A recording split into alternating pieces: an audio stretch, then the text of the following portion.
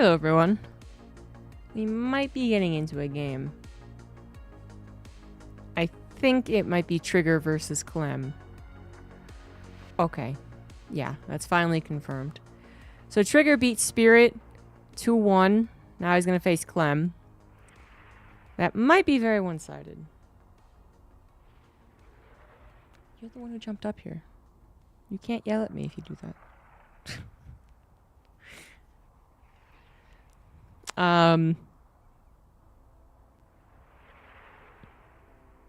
Frankly, that might be one of the less one-sided games that are available. So Solar forfeited, so Baby Marine is going to face Beyond almost for certain. Beyond is facing Shameless, and Shameless did take him out once. Hero versus Hero Marine. Potentially one-sided. And then Max Pax versus Skillis. Not so much one-sided as perhaps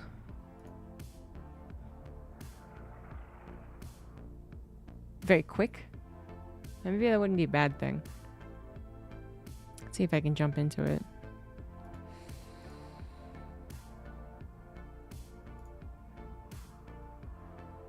Yeah, they haven't started. So I think I'm going to go with Max Pax Skillis.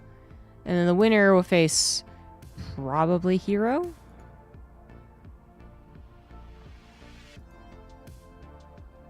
Yeah, it'll probably be very fast.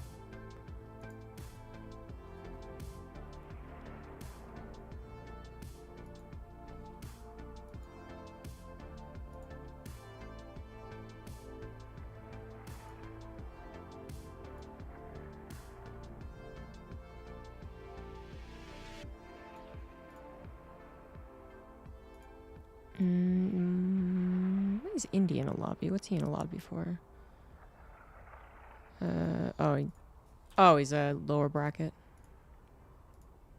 Indy's still playing.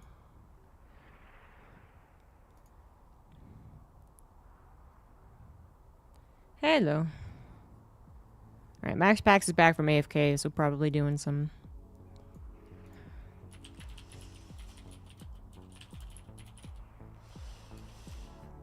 Probably doing the vetoes now.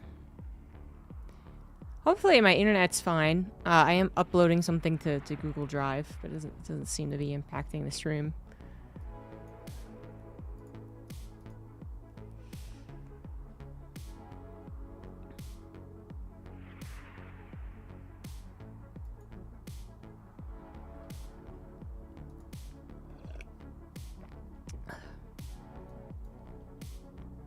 Yeah, hopefully it stays smooth.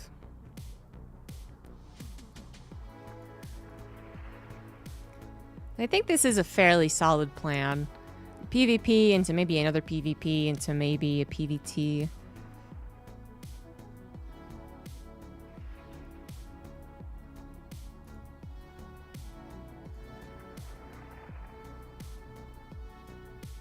Is it just me, or do these Monday night weeklies go on for a really long time?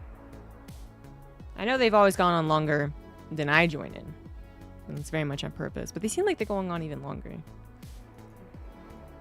I don't know if the lower bracket is to blame. Probably is. Even though it's all best of ones.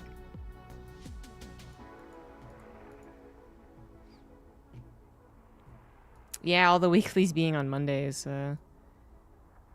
You know, no one planned that. We didn't have to stick with that when ESL changed, but I know at the very least, you know, the bigger streamers, Wardy, Roddy, Pig, they did kind of make a whole thing about it being Monday nights. So that's what the audience expects. That's what they'll do. Meaning in general, taking more time. Yeah, I don't remember the previous tournaments ever going till like 5 p.m. my time. You know, the latest was like 3:30.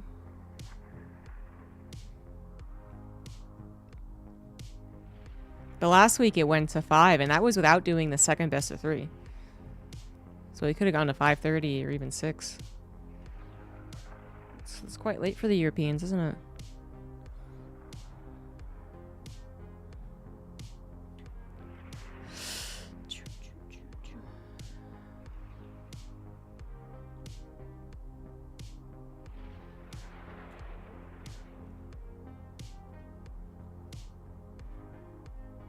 Apollo's like acting like there's something weird over here.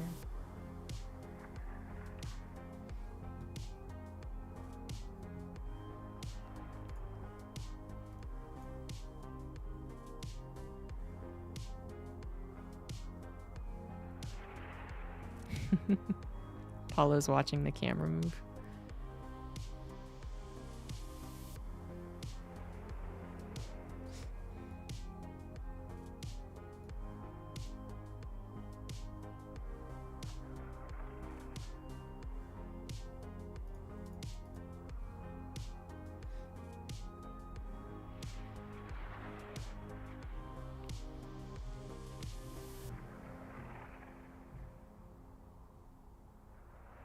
Yeah, exactly. Like, the pro gamers obviously can do it, but the viewers gotta stay up late just to watch the finale.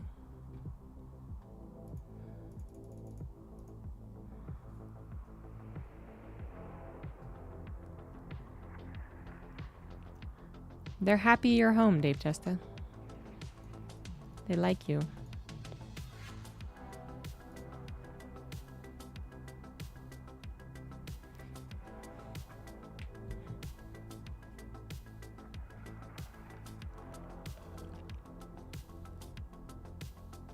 Apollo is heckin' cute.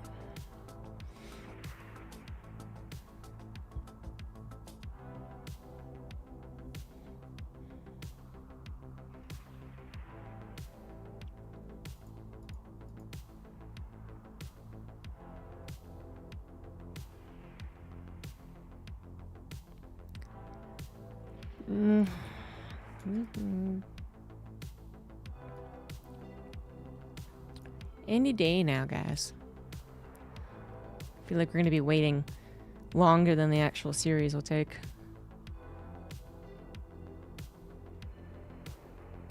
We run still in wintertime? I thought... Oh yeah, maybe that is it. Maybe that is it. I thought ours was after your guys's, but I might have mixed them up. Ours is before your guys'. Okay.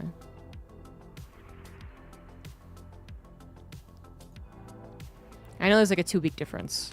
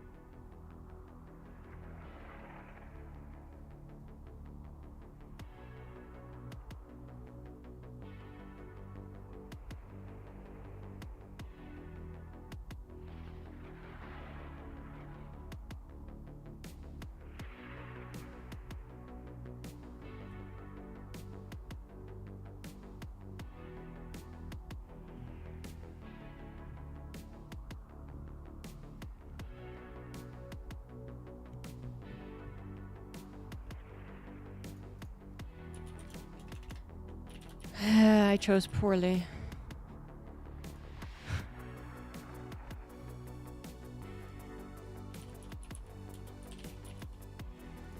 Ah, finally. Damn. You know, last year I was really excited because Ting fiber internet was supposed to come to this location like summer last year, I think. And I just checked. And it still says coming soon.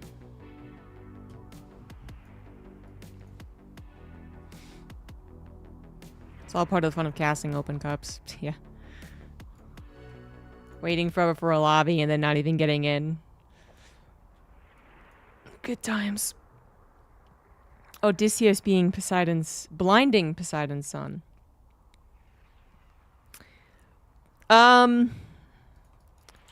sounds like a real dick move. I don't remember. I think I might have read the Odyssey.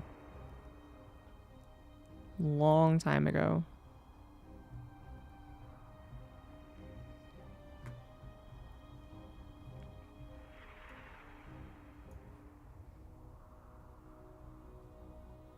Hello. We're finally in a game! Which means we also gotta get some bets going. Forgot about that.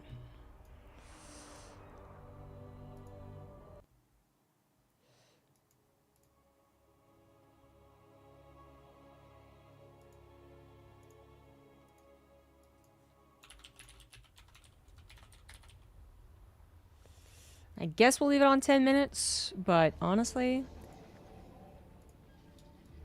could be a lot less.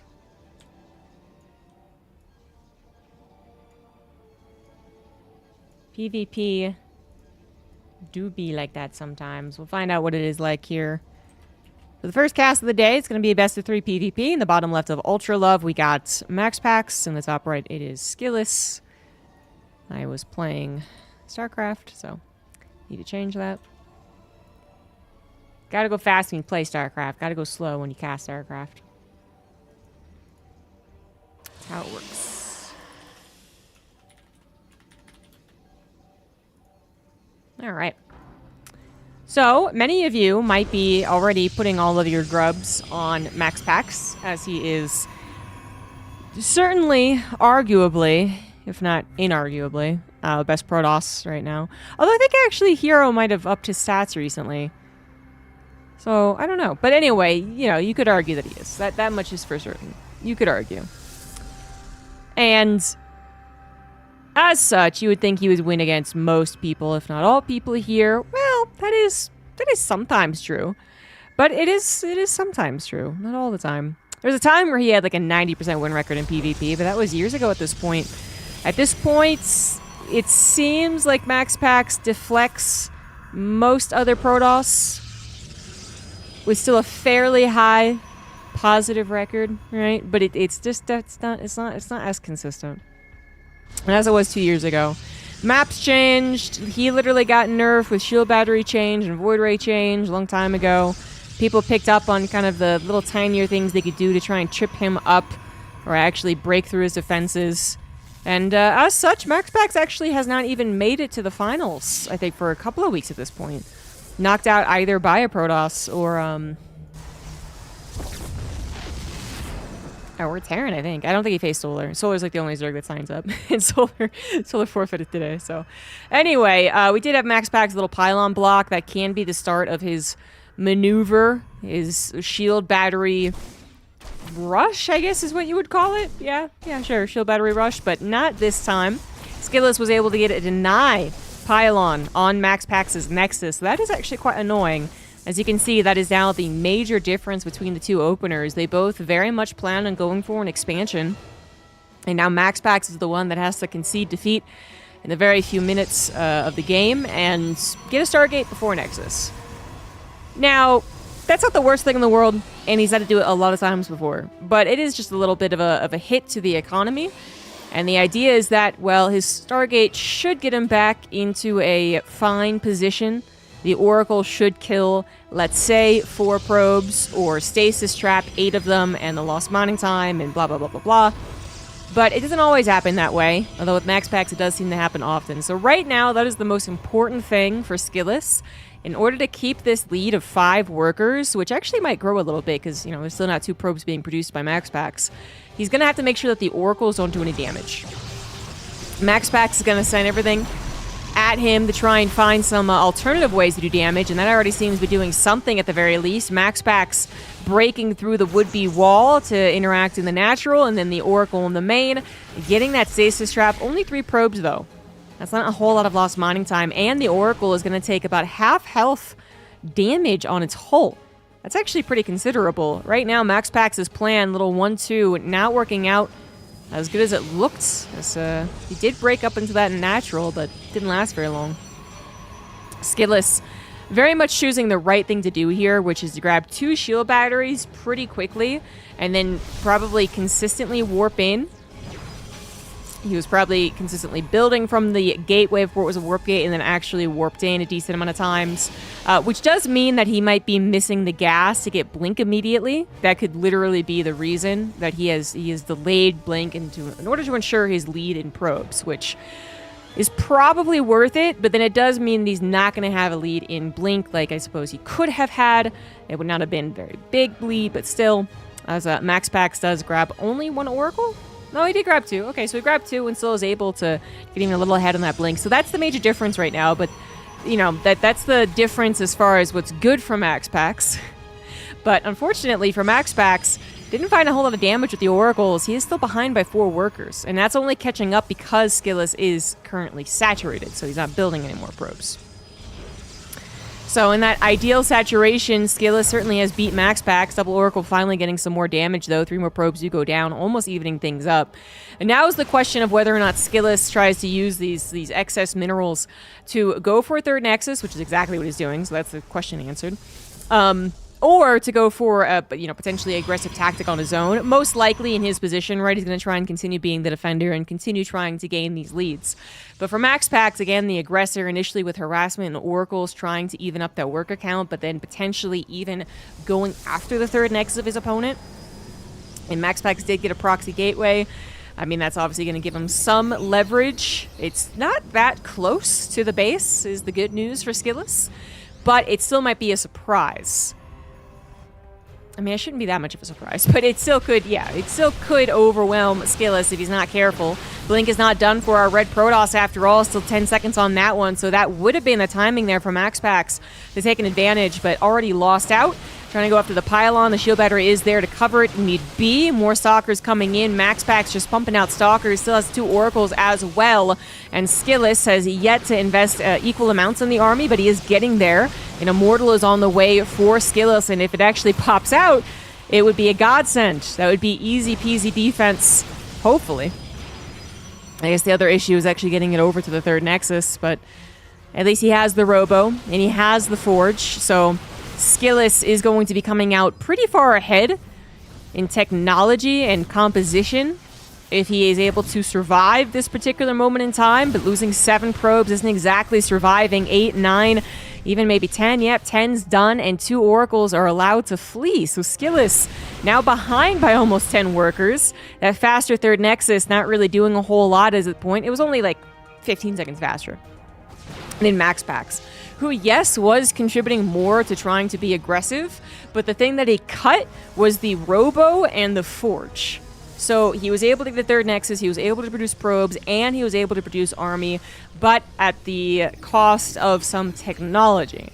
And so if Skillous had somehow managed to defend that absolutely perfectly and not take all that probe damage, again, he would have that faster +1, he would have maybe a couple of Immortals on his side, which would still be impactful even as we do go into charge for MaxPax. Ooh, excuse me.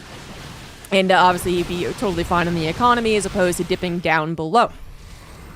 But it is what it is. It happened. Skillous tried his best to defend everything, but, I mean, it is difficult. Even to Adepts getting into the natural, causing further probe damage. Skillous in a little bit of trouble is actually grabbing Resonating Glaives. Now, we did have a PvP last week where someone 100% got the wrong upgrade, and I think it might have been Skillous, but in this case, it is actually very much on purpose. But if that is the case, we're going to need to see some Adepts actually being warped in.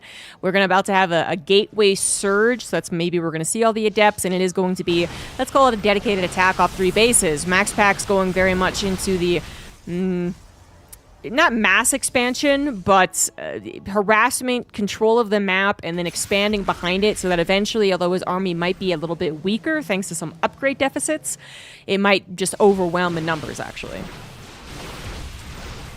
And at this point, it looks like that upgrade is going to be evened up anyway because Skillous is dedicating to this 3-base push. I would assume he's got the Warp Prism, the Resident Glaives is almost done. Here come the Adepts. Yeah, there we go. So he's dedicating to this 3-base push. I mean, it could still work. MaxPax has not gotten a higher army supply. Although he does have these charge lots to help out, something that Skillous does not have. The Adepts can actually kind of do well against those charge lots. And then ideally, this Immortal does, two Immortals, sorry, pack a punch on the Stalkers. That's the ideal way of things. But let's see what happens. Obviously, the other solution for Skillus is to actually use these Adepts to go and harass and kill probes. That is quite a difficult decision to make.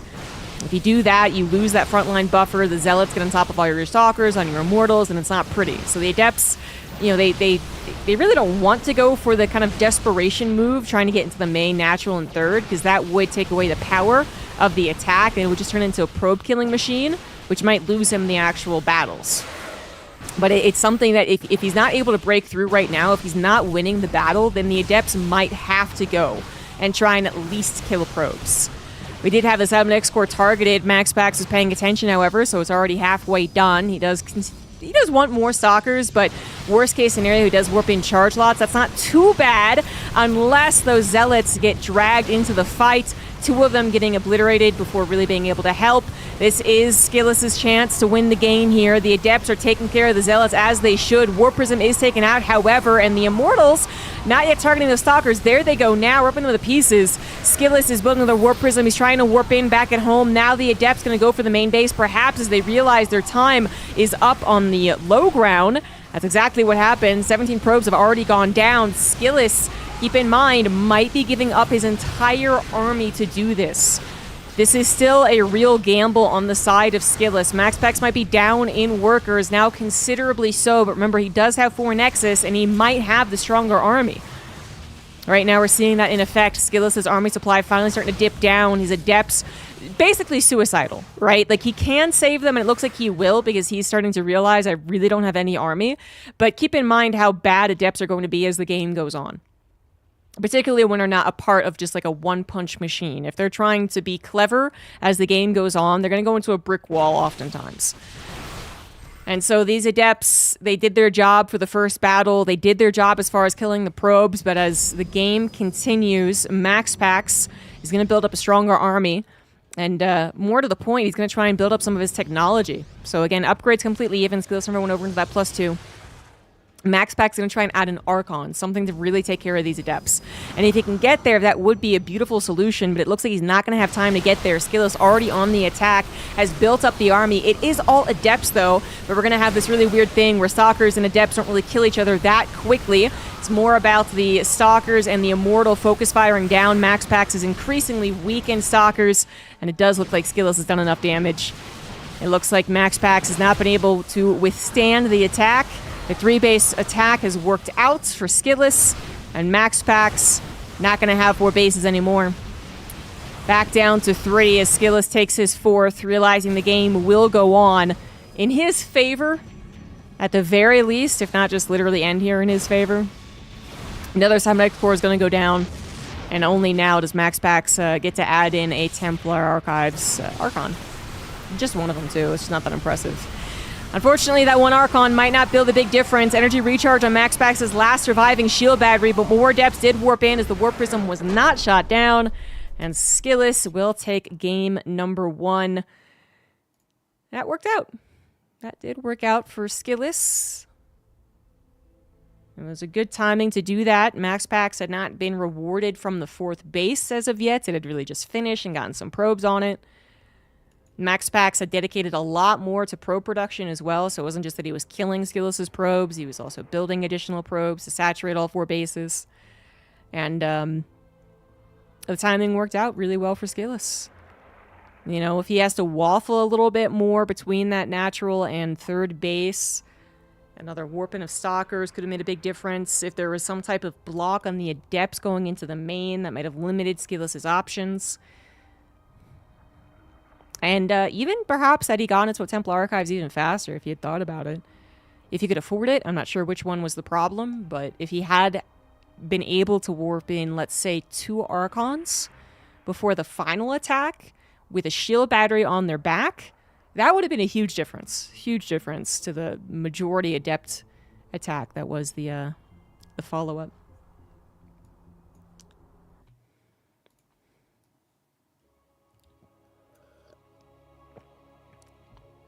I want to get an orange kitty, but I heard they aren't chill. All of our orange cats have... Well, that's not true, actually. 2 of our orange cats have been very chill. Blazer was the chillest cat you'll ever see. And Dimitri's also pretty chill. And Apollo is our white cat, and he's the bestest. He's a sweet boy. All right. So best of 3 will continue with Skillis in the lead in the bottom right of El Dorado. It is MaxPax. Bottom left it is Skillis. MaxPax did a wonderful job controlling the scenario that played out in the macro sense before Skillis dedicated to a 3-base attack. If we're just considering trying to gain those probe leads, the Nexus timing leads, the upgrade leads, then that was fair game. Skillis was getting ahead in that department, in the research department, but then was falling behind in the economy department. So MaxPax was playing that part of the game rather well, and that's usually what happens. He does that rather well. He knows the ebb and flow of PvP pretty damn well and knows generally when to push and pull away. But what changed, that it didn't become a game of like agile thinking. You know, what can you do with a limited number of stalkers and map vision? Kind of controlling your opponents, not by sheer force, but just by good decision making. It changed when Skillis decided just to punch the guy in the face. So it was no longer about trying to eke out the additional probes, get that slightly faster 4th base, continue on the upgrade advantage. Nah. It was about going for a direct attack, and that really did change up the dynamics. Because if Skillis had done the former, just continued macroing, he maybe could have gotten a faster 4th. He definitely would have had faster +2. He could have been much faster to the Temple Archives for Archons as well, if that was one of his goals anyway. But that would probably have continued to lose him the game, actually. Even though an upgrade lead can be very, very important. For what MaxPax has shown in PvP, I have a lot of faith in his ability to control these macro PvPs. It's kind of the gist of defeating MaxPax is basically changing the pace of the game abruptly without his knowledge. So that is, you know, tricking a guy is always a good thing in StarCraft. Like, if you can trick a guy, they do it all the time, right? But it's something more specific when you do it versus MaxPax. It's really about convincing him it's going one direction, and whenever it's actually going the opposite direction, right? So we had Hero, for instance, do like a, what did he do? Did he do like a gold base thing? But then, but it looked like it was going to be an all-in, but actually it was an expansion. There was something along those lines. Damn, I forget already. But the point is, Skillis basically put the brakes on. You know, if this was like a high-speed car chase, MaxPax was catching up to him as they rounded corners, turned left, right, over the overpass, blah, blah, blah, blah, blah. And Skillis just literally slammed on the brakes and was like, I'm going to take the damage if it doesn't work, and if it does work, then MaxPax is going to get thrown out the window. And MaxPax, you know, kind of wasn't wearing a seatbelt, I guess. It's a perfect analogy. Don't at me. We do have another gateway versus gateway, single gateway expand build going on. This time around, though, both players getting the Nexus at the same time, and this time around as well, we have that dedication to Stargate. It's one thing I failed to mention in the last game, that's my bad, but we obviously didn't have Skillis go for a Stargate last game, so there was no fear of going Phoenix versus Phoenix. There's also nothing to really truly take care of those oracles in the beginning of the game. But not only do we have Stargate versus Stargate, we do have right into Phoenix versus Phoenix. No one tried to be clever and go for an Oracle at some point and hide it somewhere and then try and go into a Blink game. Nope. Although I might have spoken to... Oh, he might be just going for a Dark Shrine, actually. I think he's going to go for a Dark Shrine. So basically with Phoenix versus Phoenix, you hesitate to ever really dive on your opponent, right? Because counting Phoenix can be hard. Especially if they're all combined together, so you can't ever truly tell, do I have 6 versus 7 or something like that. But then additionally, there is some defensive advantage, right? You do produce that Phoenix faster if you're defending. You might have a shield battery to help them as well. Hell, maybe a Stalker was produced too. I don't know. Not usually, but sometimes. Anyway, so that means that MaxPax is unlikely to get a scout on a lack of Phoenix of his opponents. So what we have here is a stalemate. And MaxPax is like, well, I'm going to get ahead on the Phoenix, or I'm going to stay in the same position as my opponent, because presumably he's also going Phoenix. He's also grabbed the second Stargate. Because you pretty much always grab 2 Stargates before even trying to go for a Fleet Beacon. That's usually when things differ, if it's really Phoenix versus Phoenix. Obviously, this is a bit of a gamble from Skillis, but it might work out. It's changing the direction of the perceived flow of this matchup. Now, MaxPax has a chance to realize that the flow has changed. He's going to see like 6 Phoenix. Even if they're bulked up, it's going to get a little suspicious. Like, hey, where's the rest of them? And when you think that, hardly ever does someone chance splitting up Phoenix for like a surprise attack, like a bait. I suppose it is possible though. And it looks like MaxPax is not picked up on the absence of Phoenix from his opponent. Currently a 3 Phoenix difference. MaxPax would 100% win this, even with the shield battery here. The problem is DTs are going to wreck MaxPax's economy. He's still not producing an Oracle. If we have an Oracle produced right now, we might be able to save the day. Right now. Oracle produced and a wall is down. MaxPax has figured this out. He won that war way too convincingly. There is something amiss here. The pylon becomes a gateway. Technically should have been inside my score, I think, because it actually produces faster, but by the by, the point is buying some time. That Oracle is going to finish by the looks of... Wait, no, it's not. No, it's not, actually. Uh-oh. That second DT warped in just in the nick of time. Third DT as well, going after all the pylons. No, there's a second Stargate, though. This isn't the only Stargate. The second Stargate in the main. That's Skillous realizes, wait a second.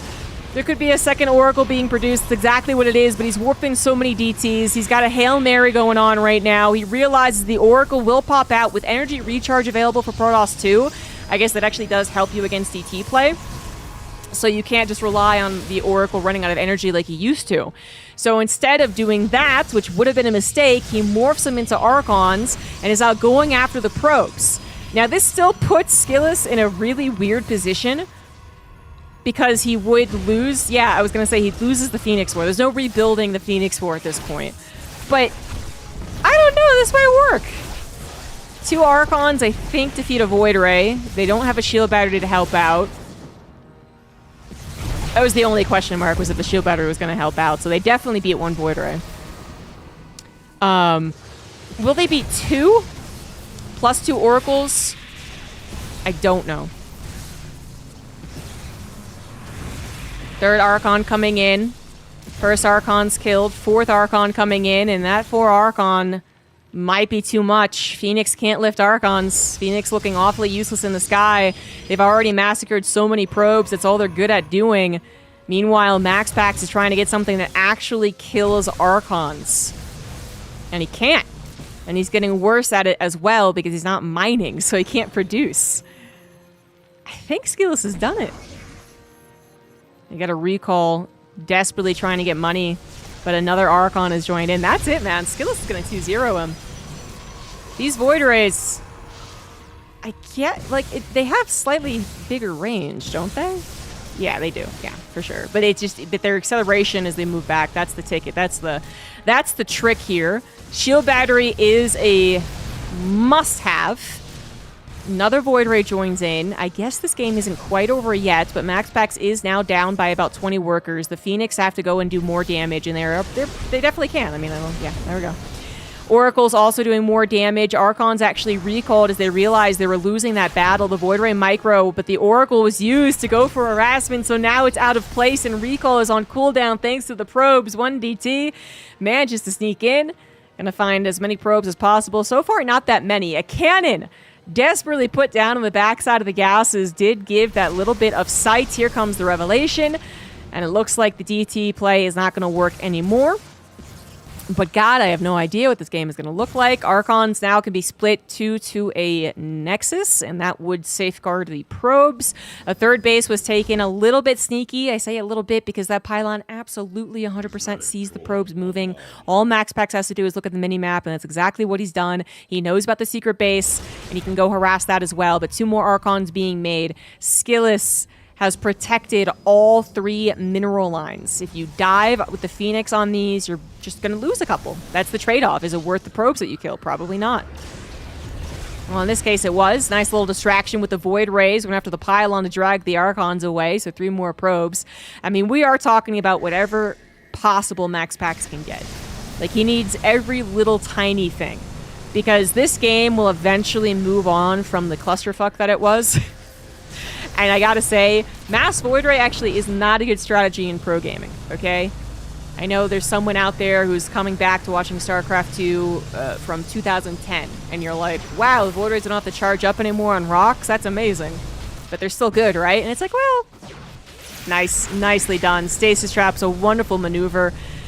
Fantastic, in fact. And the Stalker number, when it's going to be reset again. The goal there was just to keep the Stalkers alive so that you could eventually get to, let's say, 20. That's where we're headed. He gets to 20 Stalkers plus what is now 8 Archons. Damn. That's a fearsome army. Max Pax he's realized his only chance here is to go for some real Hail Mary maneuvers. The time of trickery is past. He will no longer get to razzle-dazzle with the Void Ray Phoenix combination. Even the Oracle has been denied here. And so now the plan is to probably go into Tempest, something that outranges all of the units that we see from Skillous. The problem is that, it's only going to outrange him for a little bit. As soon as Max Pax is forced to actually defend buildings, his Tempest can't move away forever. And I'm pretty sure it will be Tempest just because carriers, they're going to be expensive with the Interceptor cost. The Interceptors are going to all clump up over the Archons, and it just doesn't seem like that would be a good idea. So Tempests, better than Void Rays, but not that great. No Nexus for Max Pax either, trying to get away with one on the bottom side of the map. Not going to happen.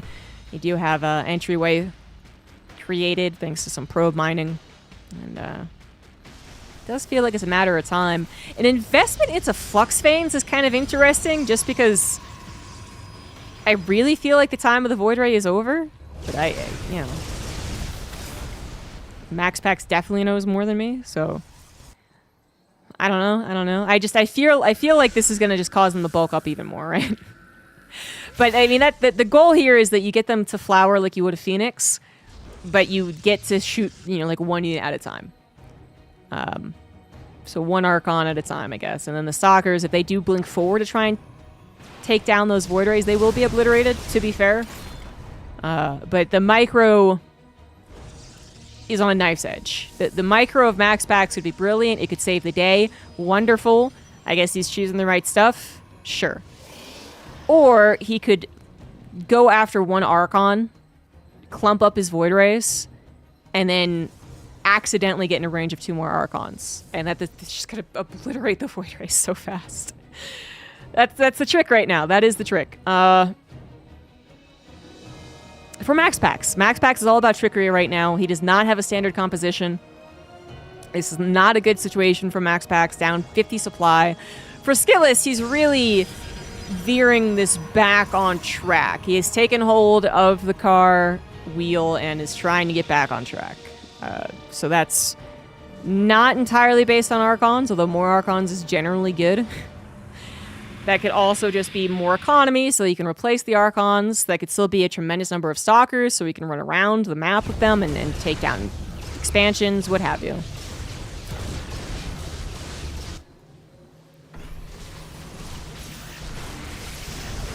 Love the Stasis Trap attempts. Doesn't really catch any Archons, though, and that would have been a lot better than a couple of Zealots. That's true. Mothership is on the way, but it looks like Skillous has considered that possibility and is grabbing a Robo for almost certainly just an Observer, maybe a Warp Prism as well. Storm is even on the way, and I actually really like that from Skillous. So the Archons, the worst thing about them is that they do have T-Rex arms. The Void Rays could theoretically consistently grab one Archon at a time, the one that's on the front lines. But if you get Storm, that's got range. That's got range in both the actual High Templar casting it as well as the AoE size. So that will help a lot against what is a very much Glass Cannon Void Rays. Mothership can use detection at this point, I think. The Observer is not on the field. Oh, he got an Oracle. That's why he's not bothering. This is Skillous' Oracle. So, it'd save him for half a second and Revelation would be cast. That Nexus doesn't look long for this world. We also got a lot of chaos in the main and natural of Max Pax. He's desperately trying to split up his Void Rays to take care of everything. It's kind of working.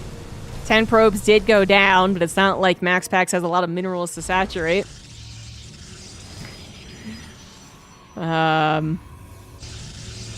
very, very unlikely that Skillous throws this game. It's not impossible. If this was me, definitely would throw this game. But... oh yeah, feedbacks also to help out against the Phoenix. Yep, that works too. That works too. 5th base coming down for Skilless as MaxPax once again tries to go for the bottom side of the map. I mean, this would be the preferable way to expand, I believe. It's just a little more containment rather than trying to reach out to not just this 3rd base, but then any other bases beyond that. I think it's just a little bit too much of a reach. South side of the map, you can get this blue mineral base as well as technically the gold. We literally have seen people do 2 Nexus. So that is his best bet to ever get up to 4 bases. Now, he is going to try and start adding on carriers. Now, this is the thing. I don't believe in MaxPax's ability to get to a true late-game air army. I still don't. Even though the Void Rays have worked so far. But if he does, if he gets to, let's say, 8 carriers, then that's just a very legitimate army. And Skilless will be behind the curve. He will have not gotten to his own carriers, and he will need that. But it looks like Skilless is kind of picking up on his struggles to really end this game right now. So even though the Storm addition, I think, is still good, he's picking up on the fact that he can't quite kill the guy. And there is that chance that rebuilding a ground-based army is not going to win him this game. So if that is the situation, then having the backup transition to go into your own Stargates makes a lot of sense. And he'll be able to afford doing both as well because he has so many bases, right? He can go for the ground army as well as prepare a backup plan. We finally have MaxPax pulling the trigger. He says, now or never on the defense, but Jesus, look at those Void Rays having to run away from the power of the Archons. That is going to be it. MaxPax did his best to survive, but the DT play worked. Or the Archon play works, you know, whichever way you want to slice it.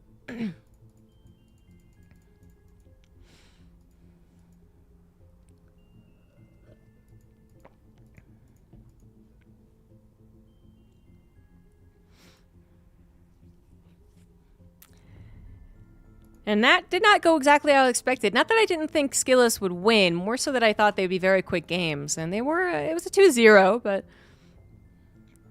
a little more interesting than I gave it credit for.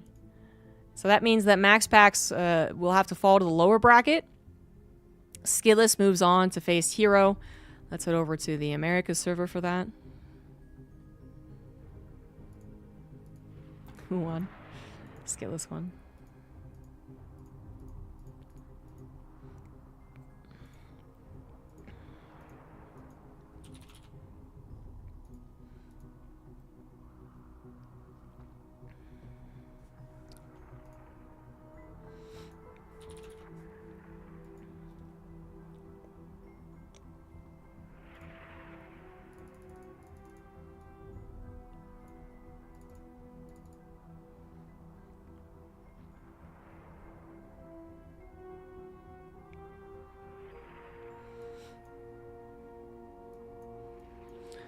We'll just put on the cat cam. It's far more interesting.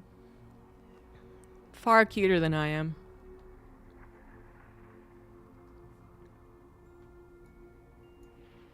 Yeah, I can pet him.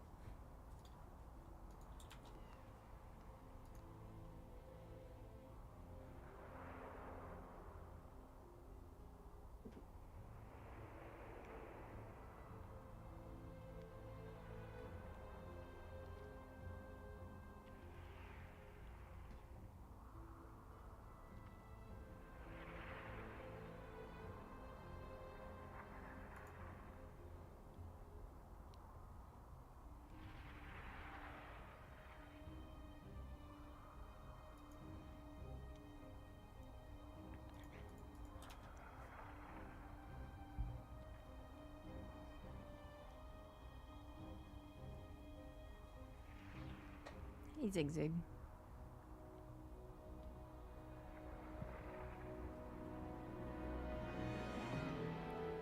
Says I want cuddles too.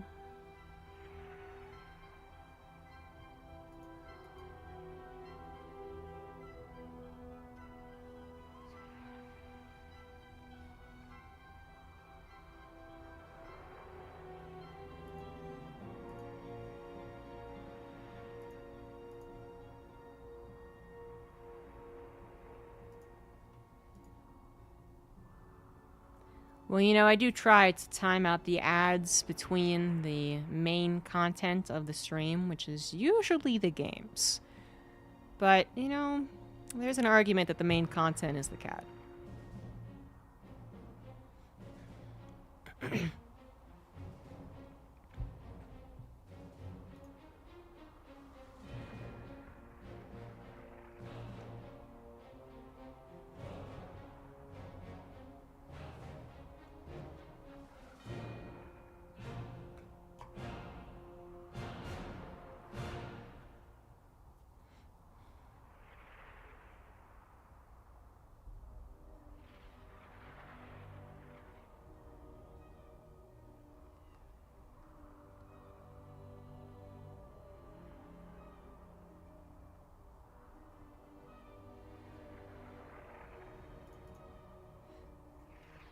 Ziggy, you're doing a great job of blocking the camera.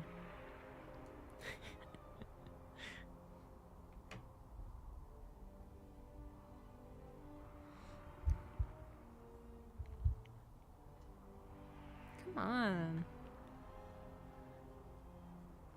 Yes, good boy.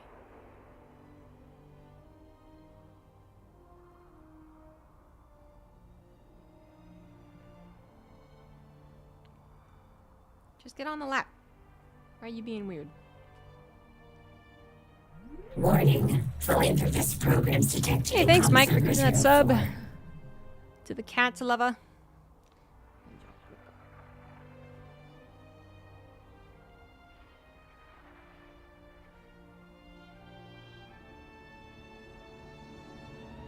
Should fix ads during Cat's issue. Oh, yeah. Thank you.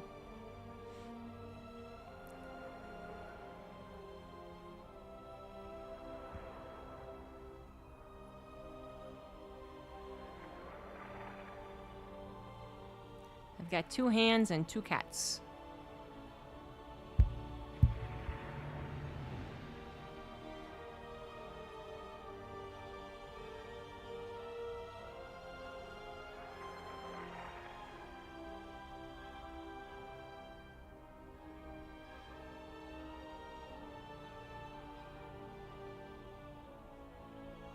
Well, they're both on Americas, but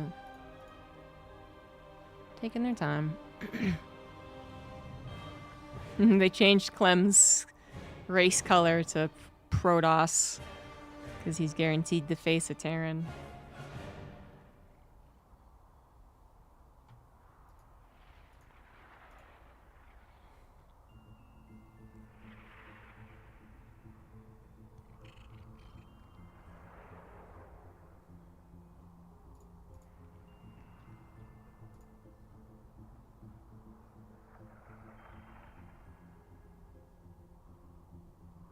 This is the other kitty. He's in my lap right now.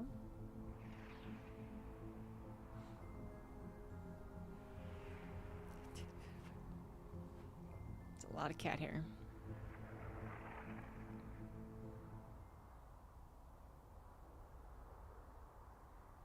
Wait, what?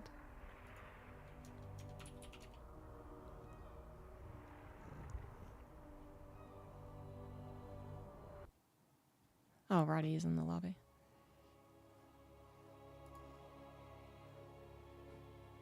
Some guy said with Roddy, and then it's like, well, Roddy's not here.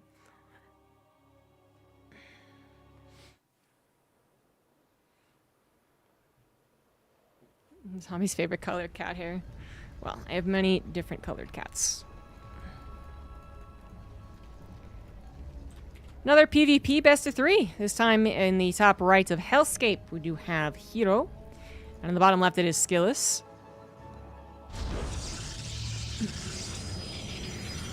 So, let's get the cat hair out of my eyes. So Skillus just Showed some very nice games versus MaxPax. Did a very good job of changing the pace of PvP. MaxPax, yeah, definitely you could say MaxPax is the reactor. He reacts to whatever his opponent is doing. Like, that's really not a stretch, actually. It doesn't mean that he's bad, not at all. But that is what he has been for however long he's been doing his PvP style. So just by default, being the one to expand every time first, he has put himself in a position where he kind of has to react to the other opponent. And that kind of still holds true even as the game goes on. I mean, obviously, he's not just sitting back and doing nothing as we get to 3, 4, 5 bases. But he still is often kind of predicting what his opponent is going to do and then circumventing that. But as soon as his prediction on the opponent is wrong, right, then he's not circumventing it anymore. And, you know, one of the ways that you would find out what your opponent is doing, their attempt to trick you, is by being aggressive, actually. Aggressiveness is also scouting. So that's something that did end up biting MaxPax in the butt. Not for the first game, necessarily. That would have been hard for him to tell exactly what was going on until maybe the last second, but the second game for sure.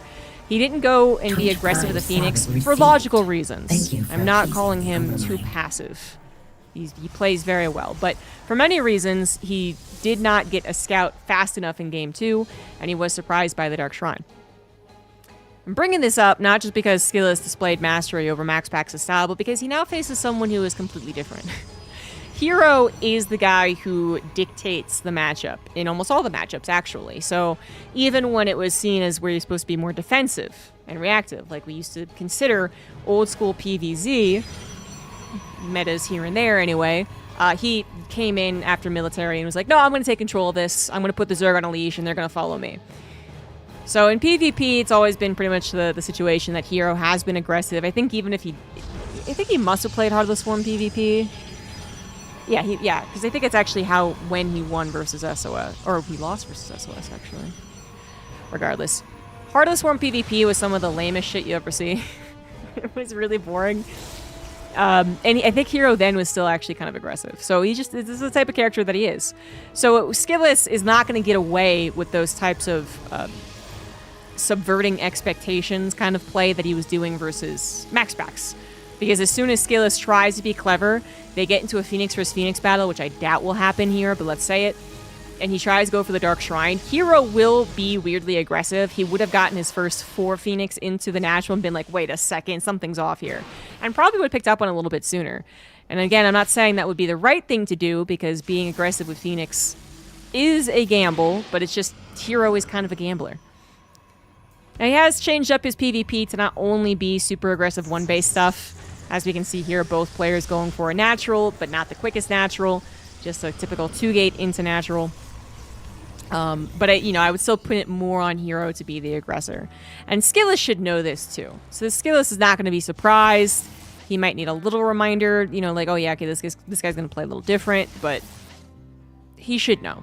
And his way of handling Hero should be different. But he's practiced against these guys so often. I mean, it is a PvP fest all the time.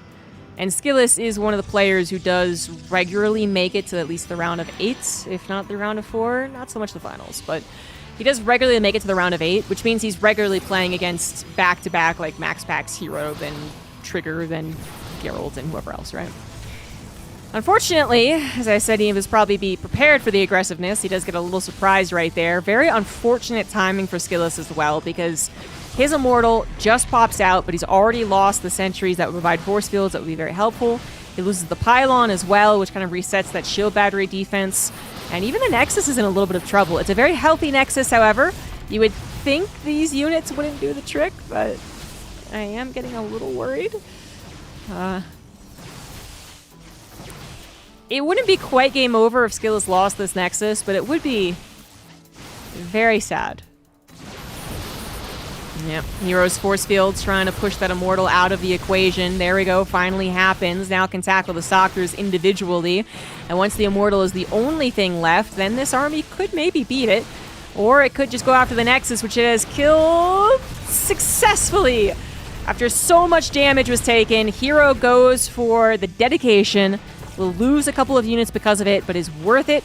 He now has his own third Nexus basically done by the time that Skillus replaces his own. That is so sad for Skillus. All he had to do was not lose those first initial sentries. He lost 2 off the bat, and the one that was left over had used its spell, I think. So it didn't have any energy. Excuse me. There we go. And if he had 3 sentries, 2 of which still had, let's say, like 1 or 2 force fields at least, that's still a huge difference. That really, really is when you're talking about that few number of units. And Hero wasn't backing this up with anything. Now, that's something that Skillus wouldn't have been sure of. You know, if he absolutely knew for a fact, I'm not sure when he got that scout in the Nexus, that there'd be no follow-up whatsoever. Maybe he could have played that a little bit differently, but that was probably also something in the back of Skillus' mind. Is like, well, now it looks like kind of a tinier push that's caught me off guard. Well, what if there is a proxy gateway somewhere? But I'm not exactly sure when he got that 3rd scout. It is what it is. Hero gets a Nexus much faster than Skillus officially. He's also going to get a 4th base much faster. Oh my god, Skillus will have to double expand to catch up with this. That's not going to happen. Skillus' plan does look to be more just honing in on what his plan might have originally been.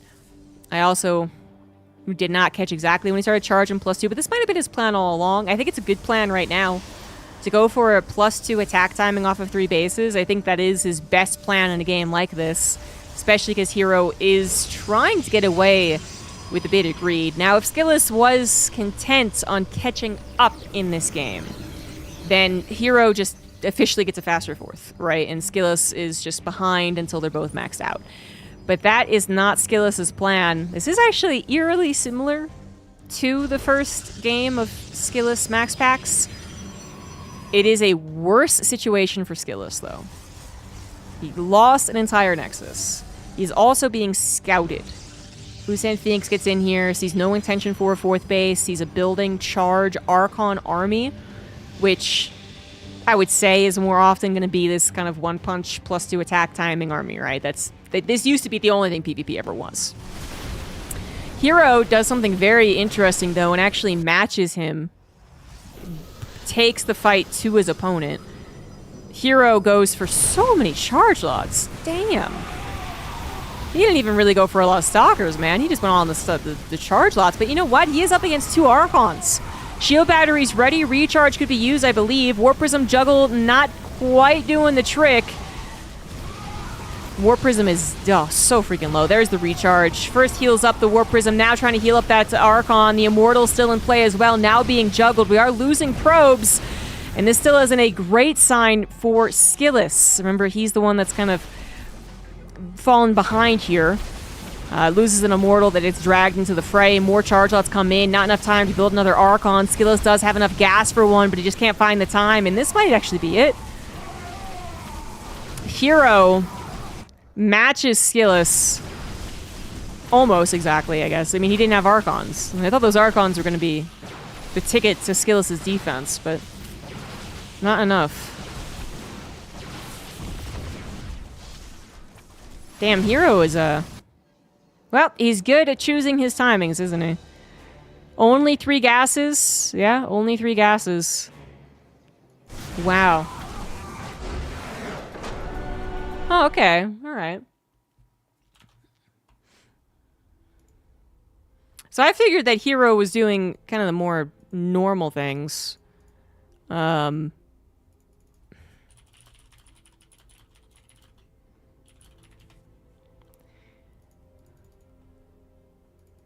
But he actually only went 3 gases. That 3rd gas also may not have been particularly quick. And he just went so many charge lots. And I feel like that could have been a mistake if there were like 4 Archons. that was perfect. Manga Man, thank you for the 43 months, by the way.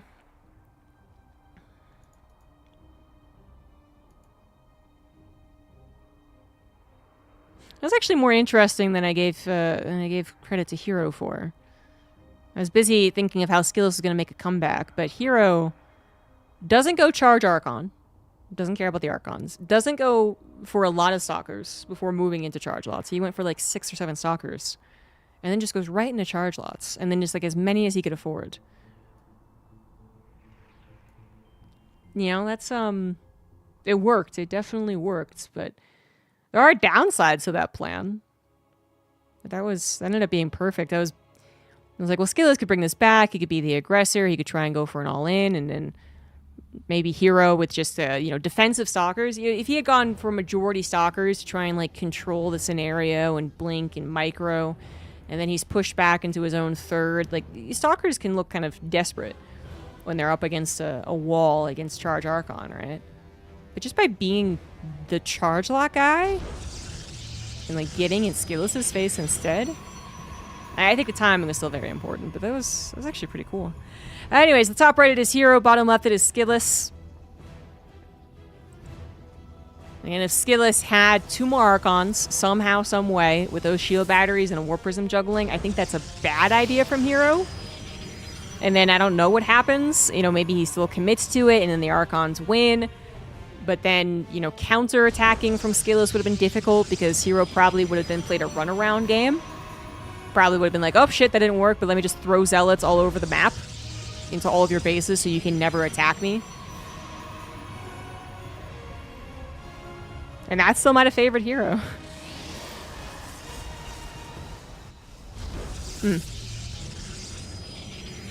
Well, Hero do be like that. Choosing the right time to attack, no hesitation whatsoever. And that was ultimately what decided that game in 2 different battles. Because Hero's no hesitation attack onto Skillus's army that was protecting the third is what started the game in his favor. He wasn't severely outmatching Skillus in the army. He did have a couple more units, I believe, so it made sense to take the fight, but still it was more about kind of the decision. Just snap decision, go for it, surprise Skillus before Skillus could slap down force fields and run away. Or just simply run away if he saw the army moving in. Because, like, easy maneuver if he had seen it in advance. Pull back, wait for the next warp in, wait for that immortal, then push out. Only thing you lose is probably the pylon. And then Hero just immediately follows that up, or as immediately as you really can on 3 or 4 bases, I guess, and then just goes immediately into the charge lots. And Skillus was probably once again surprised. I mean, he found himself in a decent defensive position, but he probably was like, oh shit, you're the one attacking me. Already? That's all of charge lots. Shit. Skillus is determined to change things up from the beginning of the game. Hero has gone for a 2 gateway build himself. He's also gone for a Robo himself. Now, he has seen the lack of second pylon from Skillus, but the timings of these Robos are very similar. I want to say that Hero was doing this even before seeing that Skillus had not dropped the second pylon in base. Additionally, just because they don't have a second pylon in base doesn't mean that it is a proxy Robo. Could be a proxy Stargate, could be a hidden Twilight Council, it also could be a fake. It could just be a pylon somewhere in the map just to freak your opponent out. But I think they both plan on going for a Robo build on one base. It's just that Skillus is proxying his. So Hero knows no second pylon. Still no second pylon. Well, third pylon at this point, I guess. Okay, there it is. There's third pylon, right? Kills 3 probes, and the Adept will even escape. That's not a great start for Skillus. Skillus, what does he know? Absolutely nothing. Zilch, nada. That's not good. Because he's going to be butting his head into someone who has an equal strength skull. This is not going to work out as well as Skillus was hoping, but it is an odd situation when you get these one base attacks in PvP. The aggressor gets the advantage of force fielding you out. So if Skillus tries to run up the ramp and kill Hero, then obviously that will not work. But if Skillus tries to contain and expand, that could work, although that's already not an option. Oh my god, Skillus is so dead. Oh my god. He just had no idea. Skillus just had 0 idea as to what Hero was doing. If he knew that his opponent... Well, you know, honestly... yeah, no, this is... I would love to blame just the lack of insight there, that Skillus wouldn't have known it was a Robo, but honestly, as soon as he saw that there wasn't any attempt at a natural, there wasn't a Nexus building, there wasn't even a pylon put down there to kind of, you know, show that there would be a Nexus, right? He probably should not have left his army there. right? Especially without a force field, which would be like the bare minimum of trying to escape. He was waiting on his Warp Prism, which was on the way, so the timing was once again very nice for Hero, but even that would have been very suspicious. No, he just shouldn't have been there.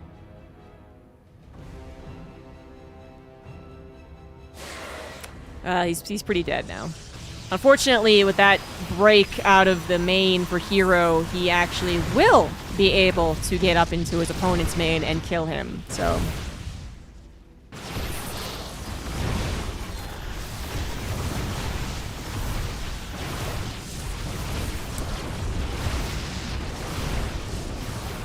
Either Skilless is a lot more uncomfortable versus Hero style to play, or it is a bit of whiplash. Going immediately from facing Max Packs to facing Hero must be quite a different feeling, despite being the same matchup. But Skilless looks totally in control, cool, calm, collected versus Max Packs. And versus Hero, first game, kind of an innocent mistake, I suppose. Second game, got to be a little harsher and say that that was kind of a horse blinder moment where he didn't consider what he was actually scouting, which was a complete lack of natural nexus. Because even if, I mean, he could have seen the lack of natural nexus and been like, oh, he's like emergency defending, right? Like he's desperately trying to defend. Because he saw I didn't have a second pylon, and there's still... He saw I didn't have a second pylon initially, which again could just be a red herring, I suppose. And then he also saw that there was no technology with the Adepts. So that was the confirmation that something was proxied. And I guess it is possible that that was a lack of Nexus in the natural because he canceled the Nexus after he saw no technology in the main. But there would still be a pylon most of the time. Almost... Basically every time. Every time a Protoss goes to Gateway Nexus, their third pylon is in the natural. Or their fourth pylon. But a pylon is in the natural. And there wasn't anything in there. So, you know, and then, you know, just a little look as you're like, okay, is he also one basing or is he defending? And I think it's a mistake I don't think Skilless makes every single game. It's a mistake I think made by horse blinders, you know, change up a pacing and yeah. Not too bad for Skilless because he went from, you know, 2-0 to 0-2, but Hero continues to show his class. He will move on to the upper bracket finals where he will face either Clem or Byun, which I think just started. I don't know if anyone got in at the cast.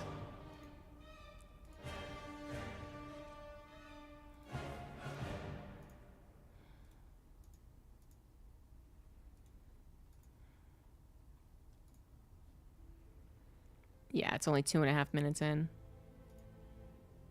All the foreign language streamers got in it. Alright, so we'll join game 2, which will be in maybe 6 minutes. So until then, you guys can have the cat and some tunes.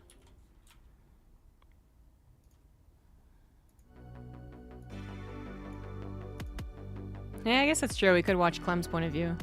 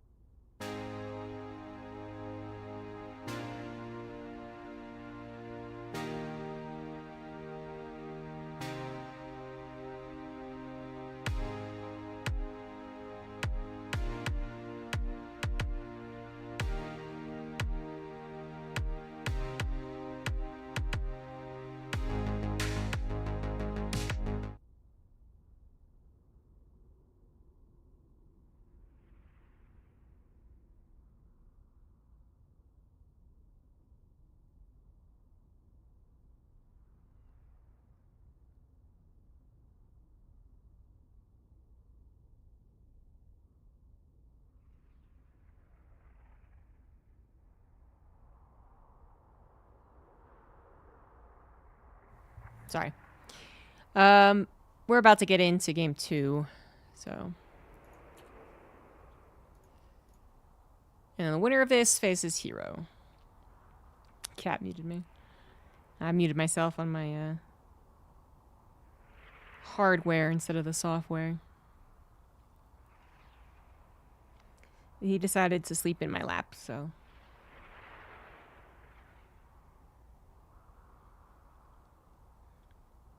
No more cat cam.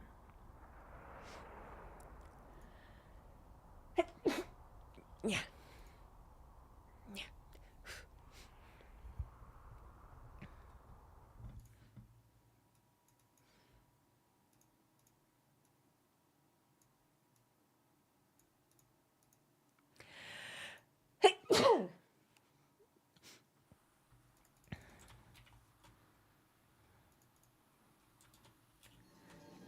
Okay, I'm pretty sure, because it definitely looked like Clem was winning.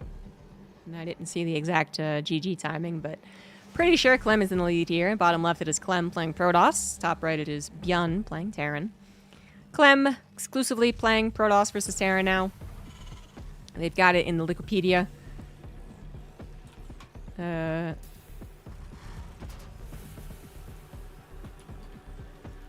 should be sound. Yeah. They've got in Wikipedia that if he's facing someone guaranteed Terran, it changes his race to Protoss. Must have had to put in some new programming for that. It's not particularly common. You know, we have had some surprise race changes, but never consistent. Never a consistent race picker. In fact, I think in Brood War, actually, it was banned. No, wait. No, I think there actually might have been some race pickers in Pro League. I know it was banned something in somewhere at some time. There was actually tournament rules that said you couldn't. You know, whatever you signed up for, you had to stay that the entire time. Which I always thought was a little bit silly. Whenever that rule did exist in tournaments. There was some discussion, I suppose as there always is, whether or not random or that ability to choose actually gives you an advantage. And I have always said that, A, if a person is good enough to do it well, consistently, they should be rewarded by being able to do it. And B, almost no one is good enough to do it consistently, so it's not even really a problem. Why are we doing this? But now, you know, it does exist. Clem, I don't know if he would stick with it if we were to have offline tournaments again, but, you know, that would perhaps cause some musings over tournament rules once again. But I'm pretty sure at this point in time, most StarCraft people kind of agree with me, because I'm always right and you guys always should. But, you know, more so because it is just entertaining. Now, there might be some frustration because there's just a lot of Protoss, and that's just another Protoss, you know what I mean? But we'll learn to live. We'll learn to live. Anyway, his Protoss is pretty damn good versus Terran, and he did win versus Bjorn last week, and so far winning against him again. Bjorn does seem to struggle, particularly around that 3 base time, whether he has to defend or not. 3 base attack from the Protoss with that low gas, Colossus, lots of charge lots. It seems to be where Bjorn starts to lose the plot a little bit and can't really show off the way that he plays as much. And Clem's really been abusing that. That's how he won the last game, too. Bjorn's going to start off with a Widowmine drop. Clem going for some typical 2-gate blink. So that is an expansion build. You will want to get a 3rd Nexus. Yeah, you can switch back to Protoss. Too many Protoss.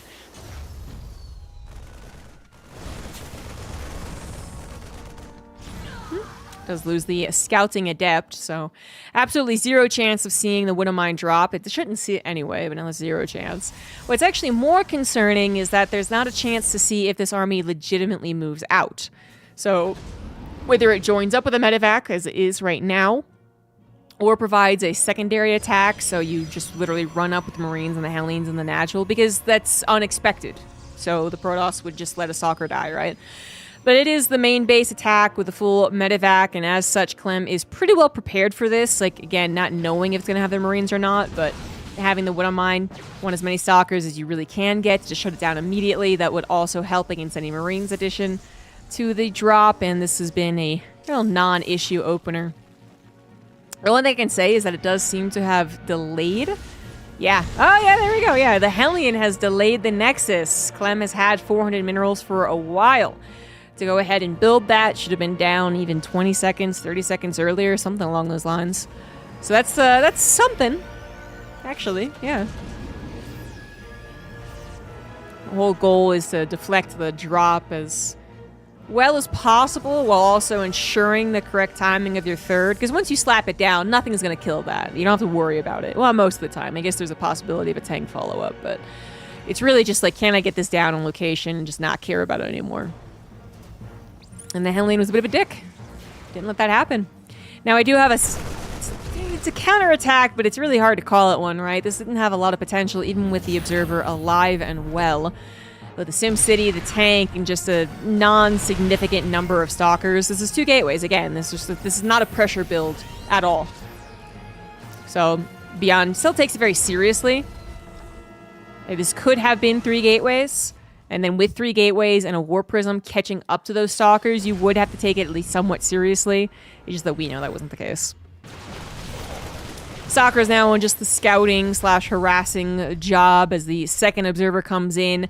For some reason, Bjorn is particularly good at scanning observers versus Clem. And or Clem is particularly worse at observer placement versus Bjorn. One, both, I don't know. But it just... something about these two. Because Clem will not stop putting these observers in non-secretive locations, I guess. You usually expect an observer to be placed either outside of the Marine attack, right? So it'd be like here, just so the Marines would have a harder time attacking it, or something clever like on top of a tree or something. It just keeps doing it. But it just... It's particularly bad in this matchup. I swear. I think it's a combination of Bjorn being pretty good at it and Clem not really being worried about being all that clever about using the observers. I don't know. Anyway. Good snipe on the medevac. Far more important is that he knows the attack is incoming and is already done. I would say even significant damage to it by catching a medevac. Getting the tank out of the equation would make things the easiest. There'd be no anchor for this push, but a medevac is a nice catch. Whoops. And it looks like Bjorn not even really considering truly pushing in there. Knows that charge lots are a building. Colossus are crawling, I guess is what they do. And shield battery is going to be prepared as well. So not going to catch Clem off guard for that one. But this is really where it seems that Bjorn is at his strongest. If he is forced to evacuate, pull back to his third, and defend, that's when it seems Clem is his strongest, / Protoss in general. And so I'm a little worried about that. Not a terrible fight, I think, for Clem. Force fields will come down to help out a little bit more, as it does need a little bit more help. Charge lots will have to get back on those front lines to buffer against the bio. But a second Colossus is also on the way, and yeah, I would say that is good. So it caught the tank, right? First of all, it caught the tank, took that out, and the second tank also was taken out. And then it was a choke that could be used to evacuate if Bjorn had jumped on top of the Protoss army. But the Colossus was actually never even really vulnerable, so... really nice defense. And the Raven, I don't think will have an auto turret, anti-arm missile for a little while. An auto turret's not that helpful. So the Raven tried its best, but kind of a failure so far. It will have another one by the time we have an actual engagement. Clem getting a 4th base and continuing his upgrades. Is definitely in the prime position that we've seen from their previous series. He has not taken an odd amount of damage early on to something very silly like the Marine drop in his main. And it just feels like this is when the matchup truly is at a head. Can the Terran survive defending their 3rd CC Or does the Protoss wear them down? It usually isn't a one-and-done type of fight. It's usually the Protoss forcing stims, dealing pot shots of damage, and then going for the trigger pull when everything is very weakened, although this doesn't really count. Anti-missile is available, and this Terran army is not weakened. It was very healthy at the start of this battle, getting a concave on the front. Unfortunately, Marines on the front are getting barbecued by the 3 remaining Colossus. And now the army is injured, so this is where it gets really tough. Stim, again, means it's even more injured. SCV's pull out of desperation. Clem knows that he's got a handle on things. Because, again, behind all of this, he's not doing very, very complicated things. He has saturated his 4th base. He goes to the forge once every 2 minutes and just focuses intently on the fight, of which Bjorn is most certainly losing. Stalkers do get on the front, though, and that makes them more vulnerable. Here come the Zealots, which are a little more important on the front. Colossus saved. Force fields almost worked against him, but it didn't matter because Bjorn already lost too much. GG's. Clem, with a very convincing 2-0, seems to really have a handle on Protoss versus Bjorn. Bjorn seems to be getting worse against him. That does mean that Clem will be moving on to the upper bracket final to face Hero, which will be a TVP.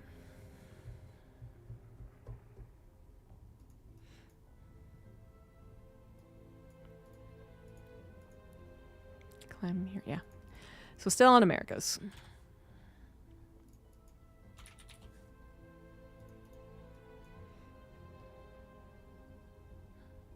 Yes, the cat did come back. He laid on my lap for 60 seconds and said, "Nah. Nah."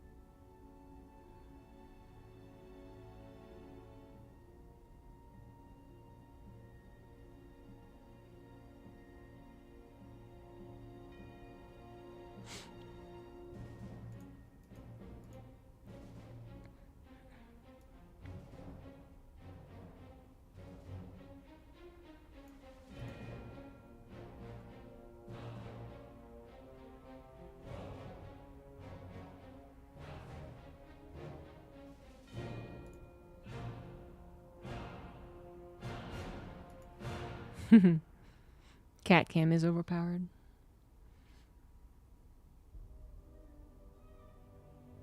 The mind games, Mike.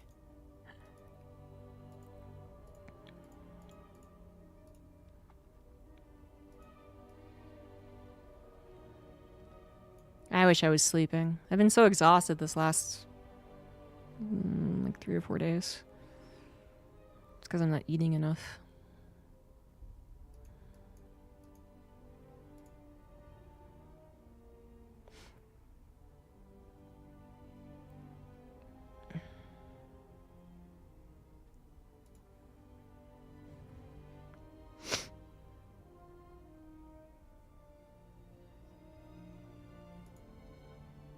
Yeah, I'm fine.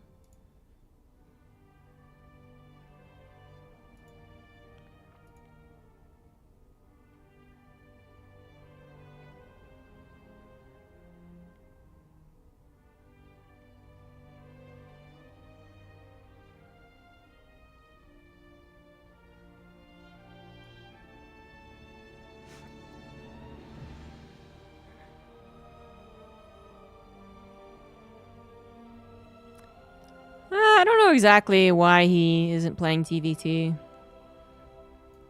But it's a matchup that most people don't really enjoy playing, so. Yeah, there's not enough brains to choose from, exactly.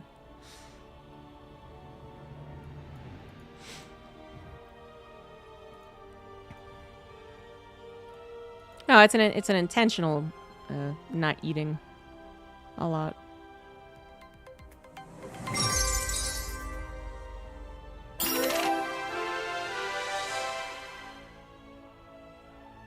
Streamer by a Borger.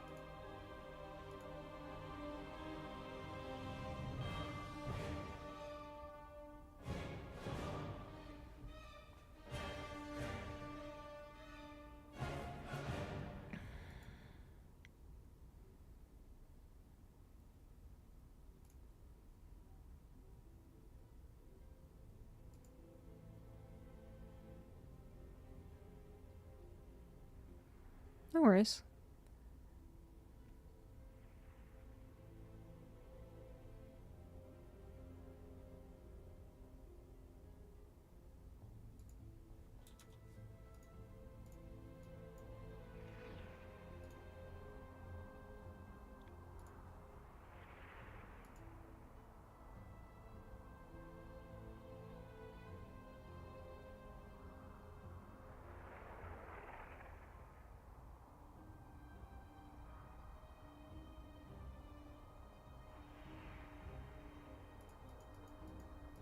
I got a gift sub so I can order half a pizza. Not even half a pizza. I only get like $2.50 from it, so maybe a quarter of a pizza? Oh. Oh. Hero asked if it was going to be PvP because Clem had the wrong race on.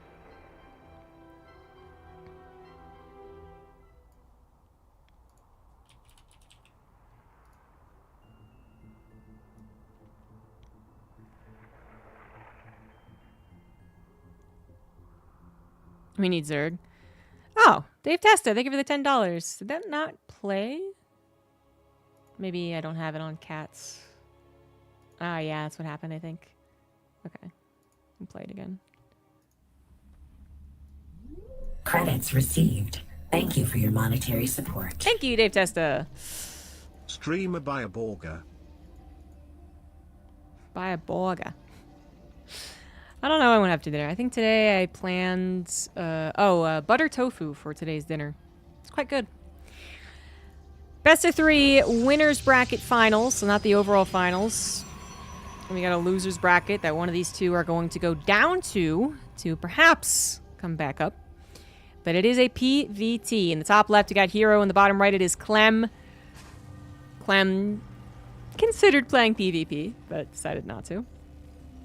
I think he was mostly joking, because while I think he is intent on playing Protoss versus Terrans, I would imagine he's A, sick of PvP. If you play Protoss in a high-ish rank on the European server, you get nothing but PvPs. So, they may not be as frustrating as a matchup as TVT, but they happen more. And then 2, it's probably where he still is severely outmatched by other Protoss players. You can argue till you're red in the face on whether or not his PvT is as good as or better than other Protoss in the world. Do whatever you want. But I think when it comes to a mirror matchup, that's asking a lot. That's still, I think, giving a lot more consideration to the years spent on the main Protoss' side, giving them the advantage. Plus, I guess as a C addition, Clem is just damn good in this matchup, in TVP. So where he was struggling in TVT with the balance change that kind of reverted TVT back, and although he could be good at it again, he doesn't seem to want to be good at it again. Things haven't changed so much for him in this matchup. He still is very, very, very good at TVP. So not a lot of reasons why he'd play PvP versus Hero. So with that said, I do give Clem the benefit here, but Hero has really been performing well versus Clem too. I mean, not necessarily winning all the time, but one of their finales, was it like a month ago? It was quite close between the two. So I think it was like Clem went up 2-0 and then Hero brought it back to game 5. Back before it was, when they were still changing formats, I think. But yeah. Now it's a best of 3 and a best of 3. But right now it's just a best of 3 because it's not the finals. We got Twilight Council here for Hero, and that is to be expected. And Clem is just respecting The potential pressure of the Protoss. Damn, I was going to say Phenom, but that's not really going with the P sound, even though it starts with a P. Damn it. Anyway, factory as well, so a 1-1-1, wouldn't mind drop, and then see what the hell Hero is actually up to. I imagine maybe 3-gate blink. And then Hero is the guy where it could be Warp Prism or it couldn't be Warp Prism. Like, he can go either way. Max Pack's 100% Warp Prism. Other people, much less likely, I think, to go Warp Prism with 3 gateways, and Hero is just right in the middle. Could do it, could not do it. Or he might actually just go for a 2-gate in this expansion. Nope, 3 gateways. Nailed it. I called it. Although, it's gonna be a 4-gate. So you gotta get the Robo, of course. But there's a chance you can actually get a 4-gate. I didn't really mention the 4-gate, not because I don't think Hero can't do it. I think he is second best at 4-gating. Max Pax is still first best. But rather that, because Clem is in... He's just the guy who has the most practice against the 4-gate. It's not really worth that extra bit of committal. 3 gateways with the Warp Prism is somewhat committed, but ultimately you're still looking for that 3rd Nexus. 4-gate is the super committal, and it just doesn't seem worth it against a guy who has some of the most practice against the best 4-gaters in the world. So that's why I lean 3-gate. That does seem to be the case. Hero might choose to get a Warp Prism once he handles this Reaper and warps in another Stalker, I think. Oh, he's supply blocked. Ah, it's Observer anyway, not a Warp Prism. That is a hefty supply block, though. Oh my god. Look at this supply block. Look at it. It is an entire pylon. This is some Diamond League shit right here. Damn. And you know, it looks really bad and it won't even matter. Hero's just gonna win anyway or something because he's crazy. That's pretty egregious for a pro gamer, but we'll move past it. Motobind drop is going to see that, hey, yeah, it is the 3rd Nexus. It's also, well, it's not going to confirm there's no Warp Prism, to be fair, but it's going to see a decent amount of Stalkers. And surprisingly, does not die. Thought about going back in to save the Widowmine. It would not have been worth it. Widowmine drop, a total failure, but it could have been a catastrophe if the Medivac was targeted, which I feel like Hero wanted to do. Maybe there was a misclick or something there. Because, target the Medivac and then pull the probes. Should be able to move the Stalkers out of the way, too. Like, that I think would have been perfect.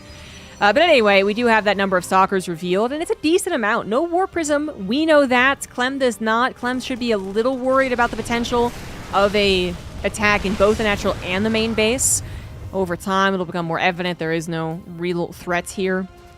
The tank is positioned. The army was even up there as well, moved down as the bunker was harassed, and well, we're already moving past the point where Stalkers can really win out against this army anyway. With Stim finishing, combat shields on the way, and Medivac's about to pop out.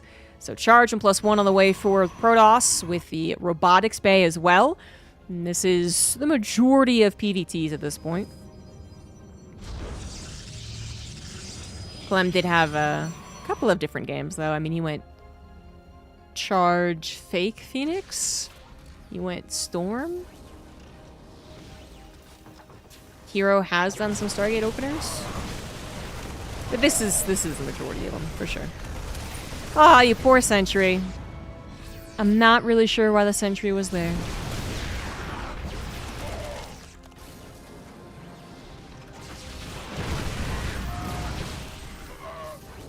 Maybe if...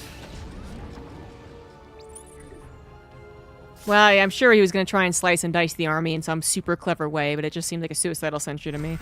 Because the armies aren't really meant to beat this. It is meant to carve it up into little pieces, but one Sentry can only carve it up so much. Stalkers are being lost, by the way, in these trades.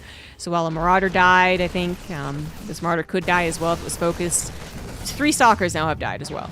So, not exactly great here from Hero, who is, of course, majorly, more importantly, buying time. But you do also want to keep your Stalkers alive.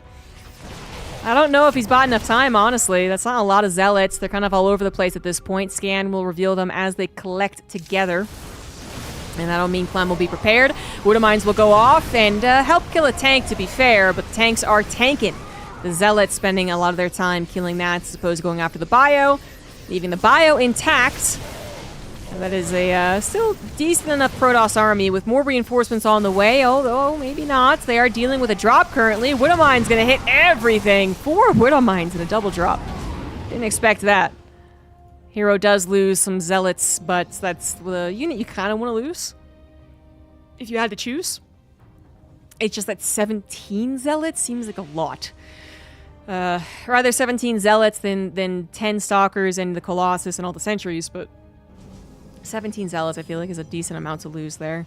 10 would have been a little more comfortable, but we're going to move on as the 4th base is on the way. 2-1 is also on the way. Hero did grab Double Forge, and he is building up his Colossus count. So that's going to keep him alive for a little while. It's very difficult for a bio army to actually break through a defensive Colossus Protoss composition, right? With sentries and shield batteries. But then eventually the Viking count grows, and, well, maybe Hero moves out into a concave, and, of course, things could still happen negatively affecting Hero.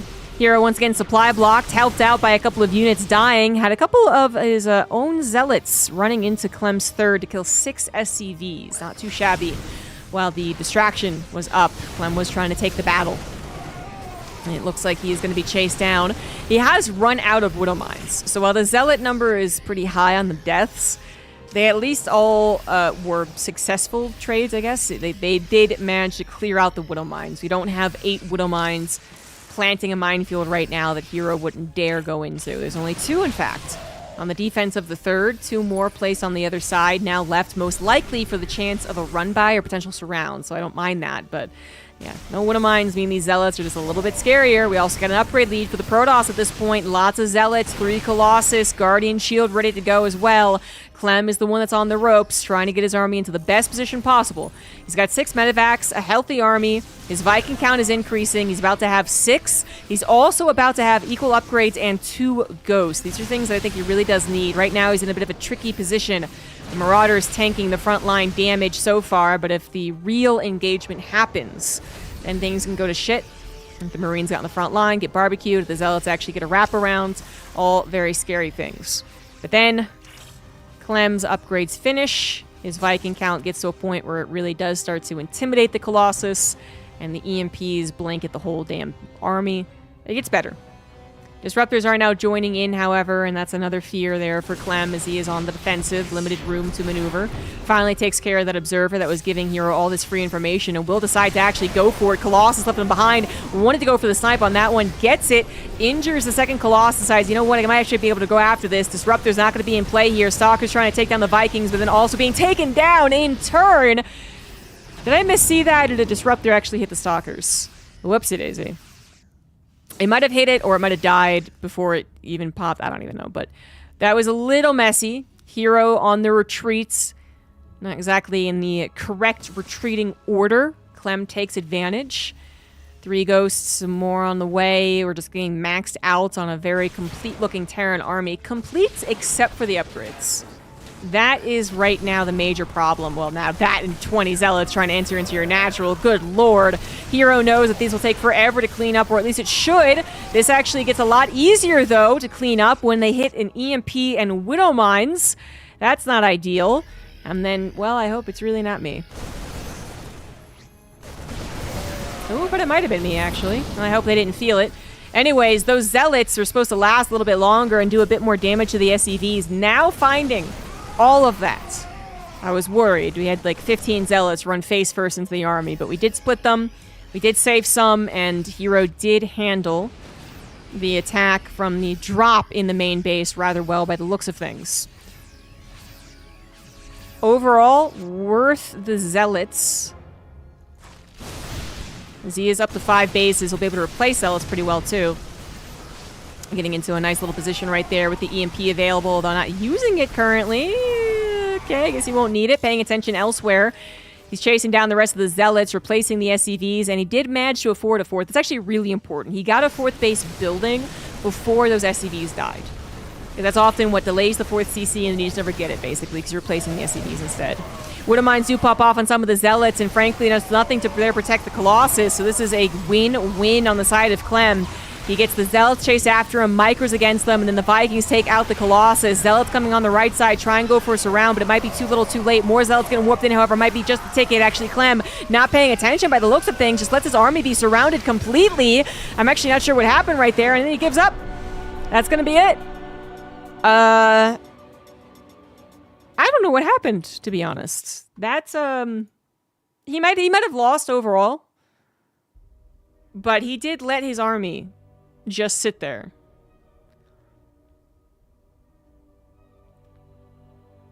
Which I was a little surprised by. He was out upgraded. It was 2-2 versus 1-1. So it was a tough battle. The reinforcing Zealots did get a surround that he initially would not be able to run from. Fair enough. But then the Zealots did start to die, but we didn't have EMPs. We didn't have any amount of micro stutter step when given the opportunity. And then, no pickup? Right? There were medevacs there. Or am I tripping? That was actually very odd. It might have just been a situation in which Clem was already pretty sure he had died. And so his committal to extracting every ounce of sweat from that bio is just, you know, not very important. We've all had those moments in video games where it's just like, I guess I'll try. Okay, this requires too much effort. I'm not going to try anymore because I'm already dead. That might have been what happened there. I'm not really sure that's exactly true, though. Because his economy was getting back up to being fine. Not great, but fine. He had 3 base saturation. His 4th was finishing. Unless it got canceled. Maybe it got canceled or killed. Maybe that's something I missed. Upgrades were always going to be a problem, to be fair, but he had taken out all of the expensive, slow-building units of the Protoss. And if they're only relying on Zealots, then that's something that Pro-Terrans usually can take advantage of. You know, once they're not surrounded. I don't know. It seems like a bit of a premature, not tap out exactly, but a premature admittal of defeat. Yeah. And then when he tapped out, he was probably dead because he had just lost his army, but it was a little funky,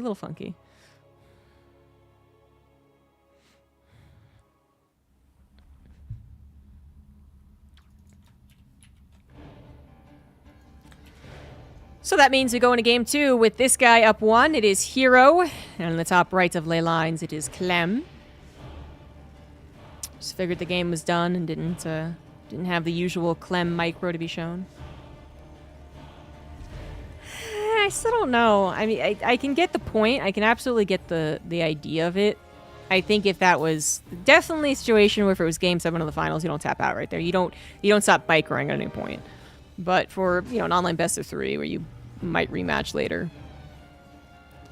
But yes, the upgrades were a problem. Like I said, when a Protoss is only relying on Zealots, if you can save, let's say, 20 units from that fight, let's say you pick up, you saved 5 Ghosts, 5 Marauders, 5 Marines, and 2 or 3 Medevacs, however much it was. You run back to the army that still existed, because actually at the very end right there, they were still even in army supply. Now, much of the army that was actually alive was back at home, would have taken a long time to reinforce, but say he saved, like I said, 20 units. He would have had a 20 army supply lead. Let's just go with rough numbers here. And then maybe he could have actually gone back to trying to micro his little heart out against what is a majority Zealot player. 2-2 Zealots, to be fair, but still. Zealots that don't ideally get a surround like that ever again. And then you just micro them down.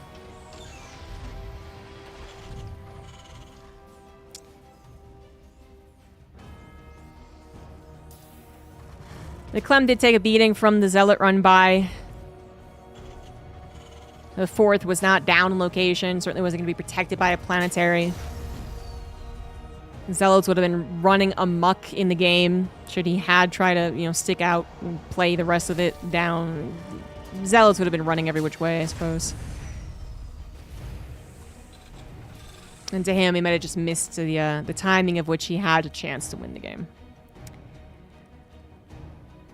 So that's that. Clem got a couple of good attacks in.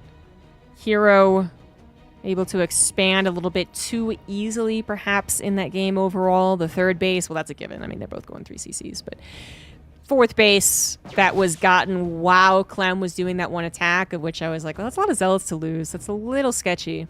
But the fourth base was coming down basically while the defense happened, and then the fifth happened seemingly without any pressure whatsoever. That was up and running by the time a drop actually went over it.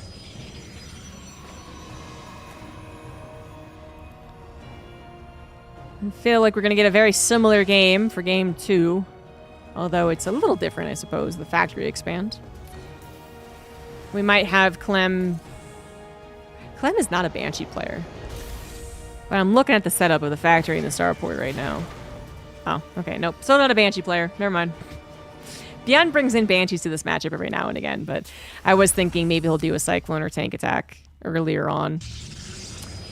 Not something that would really work against a 3-gate.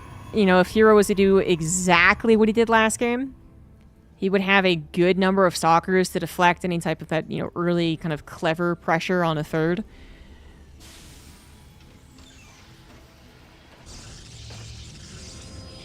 Looks like Hero did take the threat of the factory expand seriously, so shield battery is there. Denies the Reaper from any further scout into the main.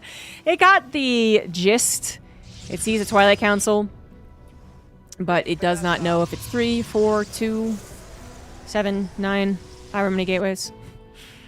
It does look like it's once again going to be 3. And this is going to work out against any amount of early pressure. Like I was saying, you're just going to have the ability to actually warp in as many Stalkers as you need. I mean, this is not dedicated at all. You can pick this up and you can run away. If this was a tank as well, though, trying to get into an anchored position, that's where having a good number of Stalkers can help you out. I mean, even this actually is a little sketch, but Blink is not done, so that's what you're mostly going off of here. You want to start worrying about Blink around 4:30. We're getting to that point, so we're getting a little more scared, but oh my god. Whoa! Interesting maneuver here from Hero. He could have pulled the probes away. He's going to find the medevac, so... Yeah! Whew.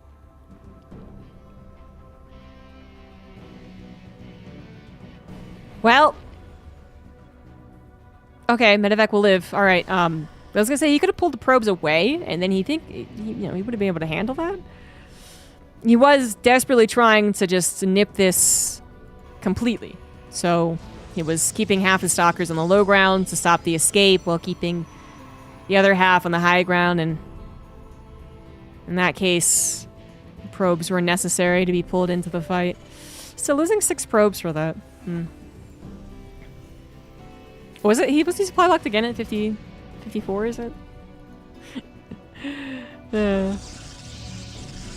Oh, Hero. Medevac doesn't manage to return home. Saved a Cyclone and a Marine and is getting repaired up as it should. The Stalker counter, if you can call it that, is much smaller than last game's, but does manage to find a clever position here.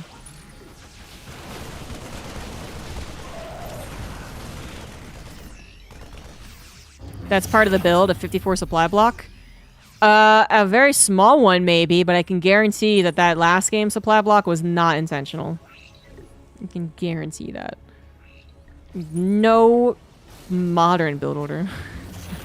I think there maybe was one from a very long time ago. And even then, it was a Terran build order, and it was relying on you calling down supply eventually. But no modern build order has you an entire pylon blocked. I am 90% sure about this. And in particular, I actually do practice the... Well, I practice the 2-gate third nexus. So not the 3-gate third nexus, to be fair. But I do practice a build that is like that. It is a very basic macro build, and I'm pretty sure you don't get spot blocked in it. I'd be willing to be corrected.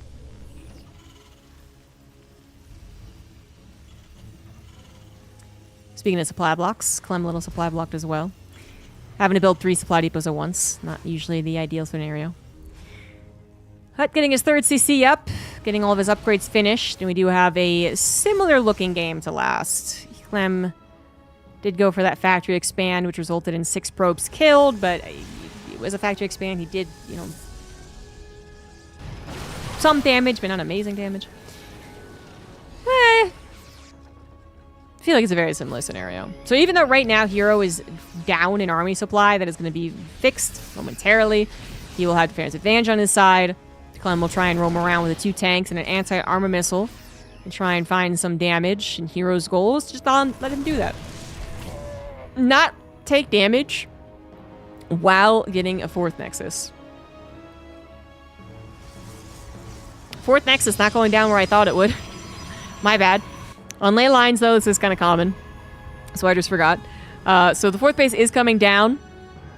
You're going to be able to have that high ground if you do defend it, but then there is a little bit of trickery, I suppose. Being able to defend your 3rd ramp and your 4th ramp can be sometimes difficult.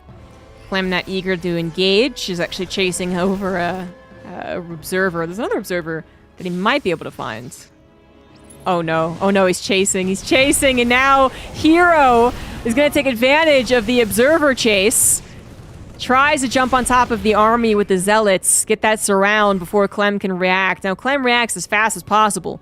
He does manage to save his tanks, and we'll have them sieged up for the fight, and that is extremely important. That could have been way worse. That actually, that looked like an almost game over. Clem fortunately had most of his army around the bend and did see the incoming attack fast enough to respond without getting stalkers blinking on top of his medevacs to kill them. He did also have a little bit of his own distraction that maybe could have done more damage if that had gone south, just because Hero would be focusing on trying to finish the game. In this case, I would say it is better. Better to have your 3rd CC up and running, your army intact, and the double medevac drop, waiting for more damage later on. I don't think initially the observer was a bait. But I do think that Hero picked up on what was happening. And having your entire army chase after an observer is definitely not necessary. But I would say it mostly doesn't get you in trouble.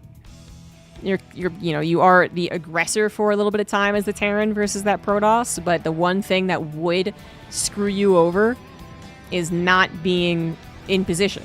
Getting the zealots surrounding your bio, the tanks not being sieged, right? So here, Hero almost got an easy victory, I think. An easier victory. Clem's getting his 4th CC. He is getting his Armory Engineering Bay, I believe, faster than last game, so the upgrade should be a lot similar. Not only that, but Hero did not go double forge, so that's more so the reason the upgrades aren't so bad. Hero does have +3 on the way, though, as Clem has yet to start his 2-2. We got a lot of zealots going to the natural. Getting a little bit of deja vu right here, but this time around, the army is completely out of position. Oh my god, it's being segmented so badly as well. Oh, ow, boo, ooh, Yeah. This is bad news for Clem. That was the perfect timing on the zealots. Brutal, absolutely brutal. Oh, look away. Look away! This is game over. 4th CC is killed. So much of the army's killed. That's going to be it. GG. Hero dominating 2-0 will await someone in the loser's brackets. So he'll be waiting for a little while longer. Clem goes down to that loser's bracket where he will face the winner of Bjorn versus Skillis.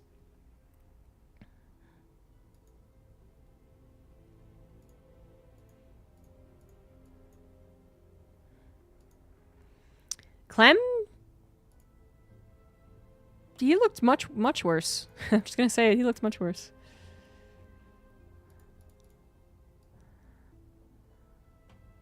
Thought you quit casting StarCraft 2. No.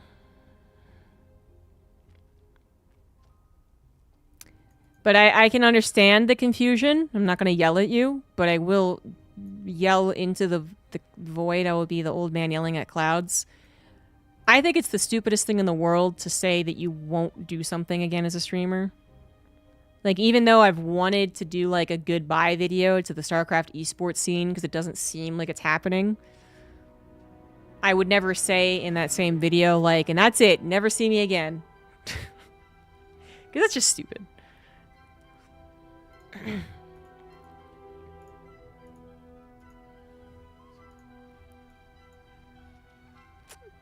But it is different. It's definitely different.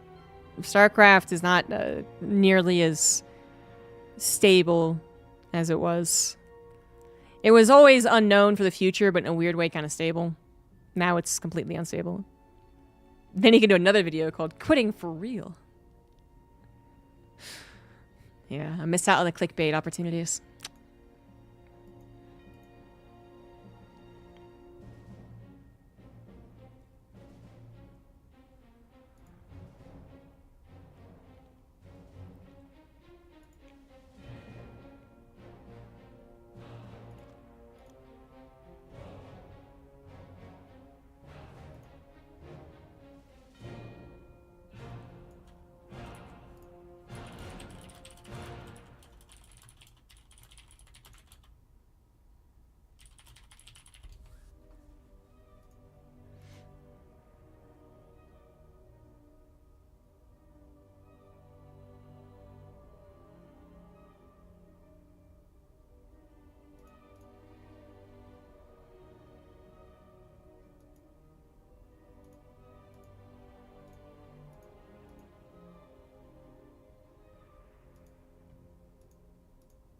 Oh, seems like the Beyond Skillless match is done. Beyond did win, so we got Clem versus Beyond.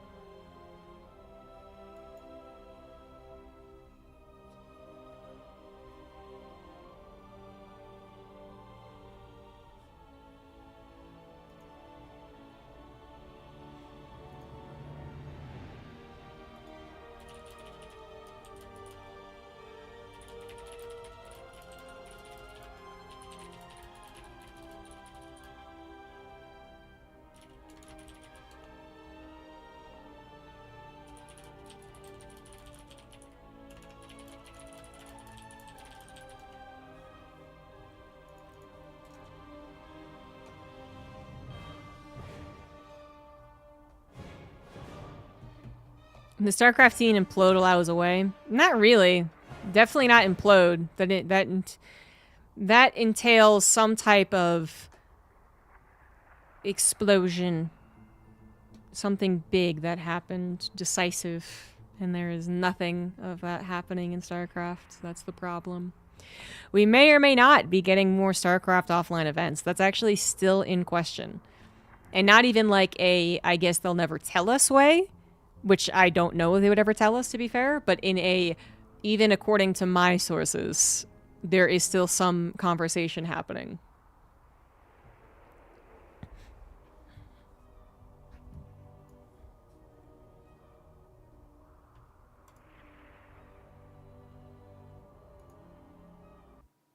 EWC still has a stupid game coming soon, which very well could be StarCraft.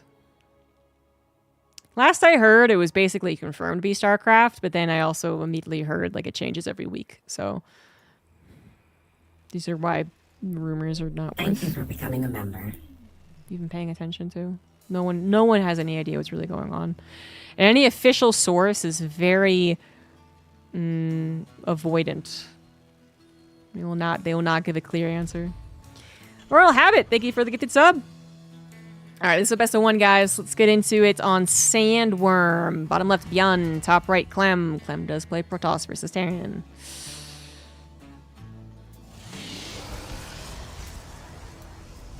I'm gonna suspect that's why Blizzard's being persnickety. Well, I have thrown out the theory based on the rumors. So the rumors that seem strongest right now are that Blizzard is the reason that everything's going to shit. And that's just very believable because Blizzard has done shitty things to us in the past. I don't know why they would go out of their way to make things shittier for a game that they stopped supporting in 2023, but whatever. No one knows. That's the problem. But there definitely was some logic as far as the whole protecting the brand. If they are looking to hype up their shooter, they might not want some pesky esport title giving the community the wrong impression. Now, we don't have such huge scandals as Super Smash Bros. Eventually did. Super Smash Bros. Was dicked over by Nintendo long before there was more legitimate reason to be concerned about the esports branding part, but they did have quite the scandals. But still, they might not like, for instance, that it's a very sweaty try-hard game. That's what everyone thinks StarCraft is, and maybe they want to totally avoid that for their shooter. So it's all guesswork anyway.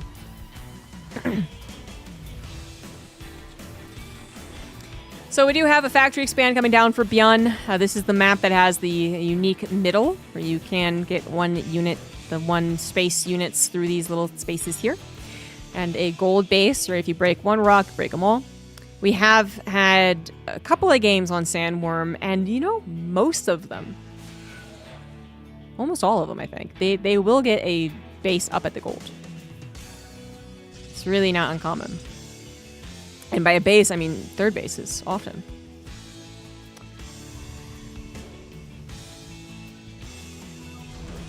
Clem does seem to have a handle on Beyond. He was incredibly convincing in their best of 3 earlier today. It was a 2-0, and it was damn clean. It was not quite no contest, but it was very apparent that Beyond didn't have anything up his sleeve. And as far as the obvious stuff, that didn't work either. So I'm not sure how Beyond's going to change things up for this game, but it is a best of 1. Maybe you throw a total curveball and you actually get a success, and then you just need one success and you go to the finals, where then Beyond would face Hero, who I think actually at this point might be a little more contentious. Like right now, Clem seems really good versus Beyond, but Beyond Hero always just goes back and forth, and who knows what's going to happen there. So yeah, what is the trick that you could pull? Well, so far it's not so much a trick, but it is a different build order. The factory expand has led into a 2-1-1. And that is different. That's not a 1-1-1 factory expand, which is still the majority of factory expands. Into a Wood of Mine drop, into a Cyclone Marine thing, into a... Well, those are really the 2 most popular things. No, this is a 2-1-1 that is actually going to lead... Sorry, not a 2-1-1. It's not a 2-1-1. It is a 2-1... It's 3 racks in a factory. In a different order, without a starport. This is the most critical thing, right? It's without a starport. This could actually lead into a combat shield push. It's not very common, but like I said, now maybe it's the time to throw a curveball. And Beyond has done these pushes. He has done these. He's not unfamiliar. I'm waiting. We got 100 minerals, got 100 minerals, got 100 minerals. It is going to be stem. Okay. So I am less inclined to believe that it's a 2-base, like, all in at this point. He might still 2-base all in, but I think it might, it's not going to be just completely off this production. He could go for an SEV pool of when he actually has a starport, but it's not the combat shield push that I was talking about.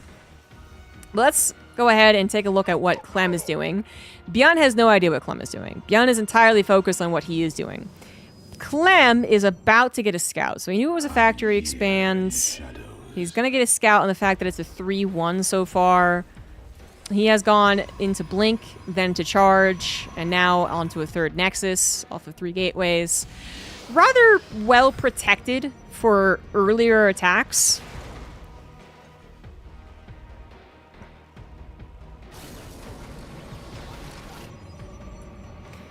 The Observer did get scanned and killed immediately, but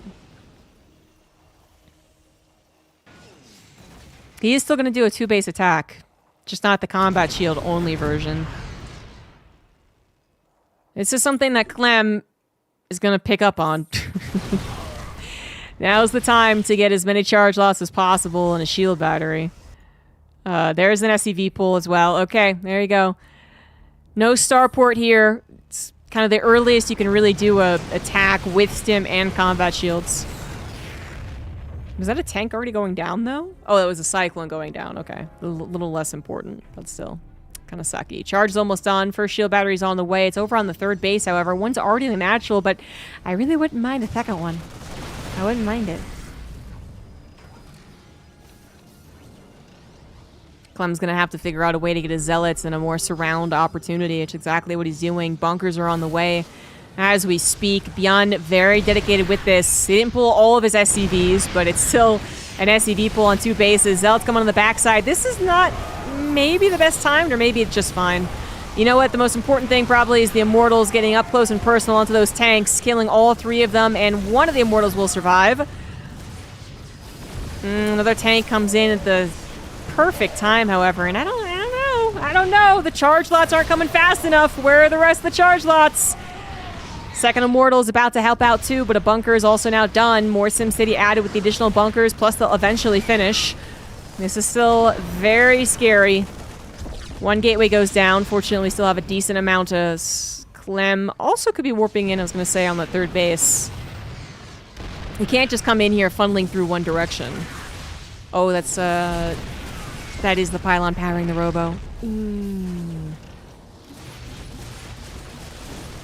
Third Immortal would be helpful. We're trying to take out the bunkers as well as the army.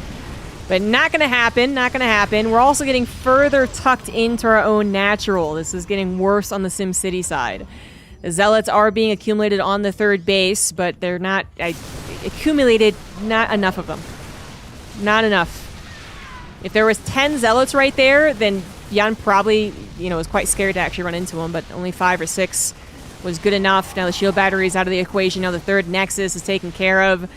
Clem's going to have to go for one last attempt here to bust out. A clever little recall, actually.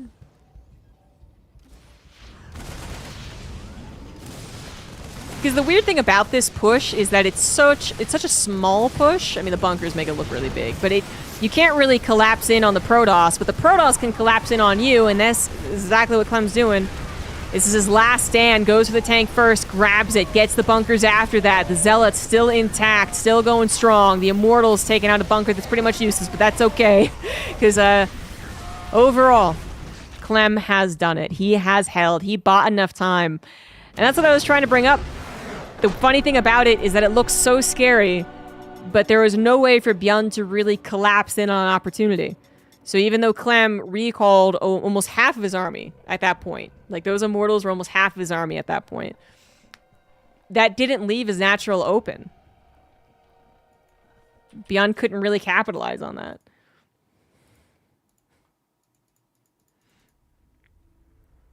And it looks like that's not going to work out either. Good attempts. I like the idea of it, especially because when it comes to being an off race, yes, Clem's very good with his off race. He's played a lot of Protoss, blah, blah, blah. But still, when it comes to your off race, usually you're a little worse against the all-ins and the cheeses. Even if you are a Terran player who would usually know, the weaknesses of what you're doing. It looks like Clem has played against that as a Protoss player enough times to handle it. That is Apollo.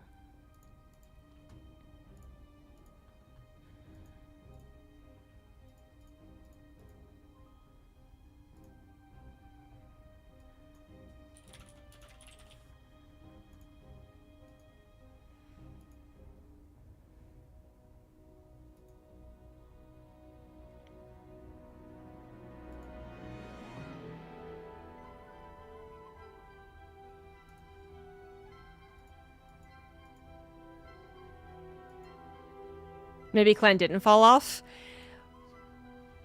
Well, what I'm concerned about is that his Protoss versus Terran has increased in skill, but his Terran versus Protoss has decreased in skill.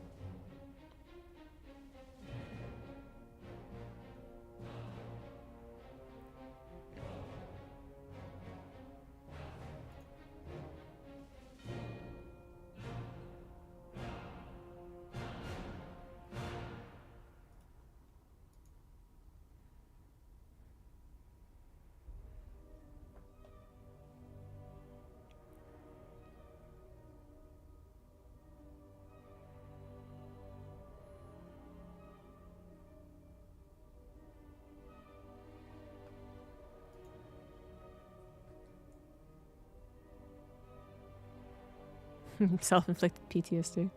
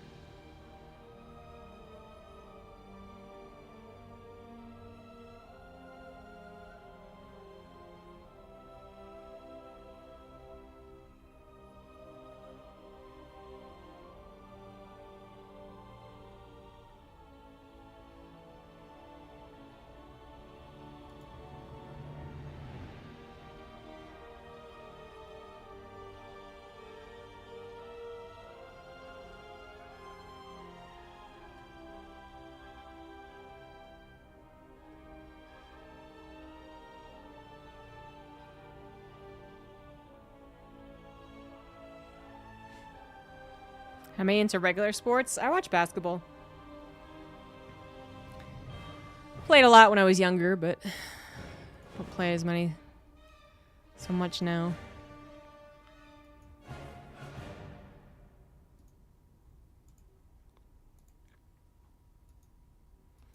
Oh yeah, I don't really watch college basketball.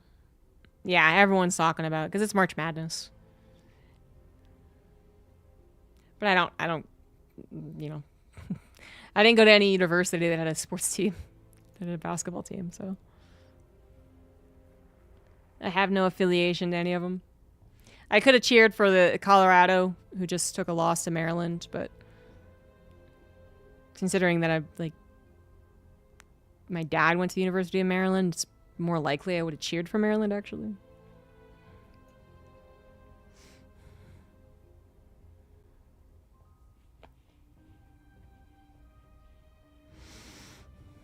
No, I pretty much just watch Nugget games. I'd watch more NBA if it was less expensive.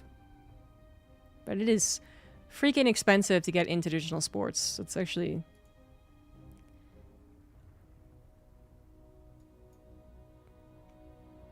It's one thing I picked up on rather quickly.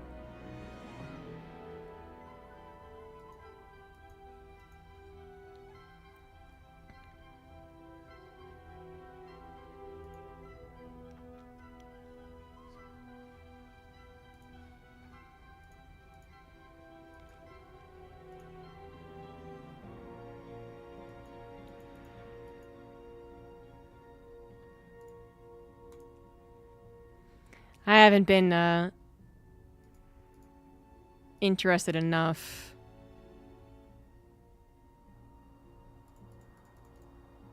to try and find other means of watching other NBA games.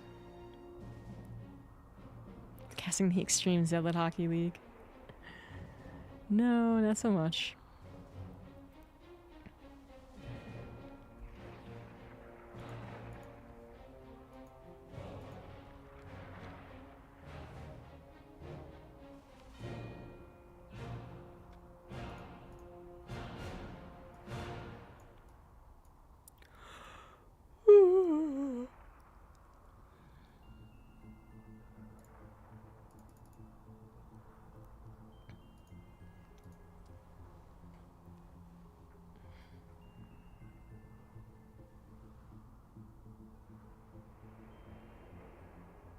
What about winter sports? Nope. No. I tried every sport when I was younger, including snowboarding and skiing. If I got a pass for free and my equipment for free, because we just gave all the equipment away from when I was a kid. So I'd have to get the pass for free and the equipment for free, and if someone would drive me the hour and a half it would take to get to the mountains, then I would snowboard again. But I'm definitely not interested enough to pay like $500 to snowboard. Definitely not.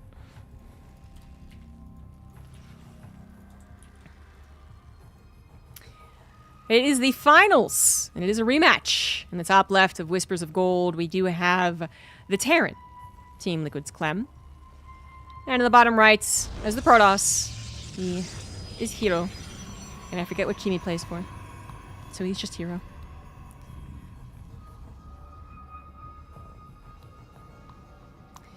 Clem did not have a very good time versus Hero in their last best of 3 meeting. It was a 2-0 that was fairly one-sided. Clem looked a little lost, actually. First game, first 7-8 minutes, pretty typical TVP stuff. Definitely had a chance to do a little more damage and ultimately win the game.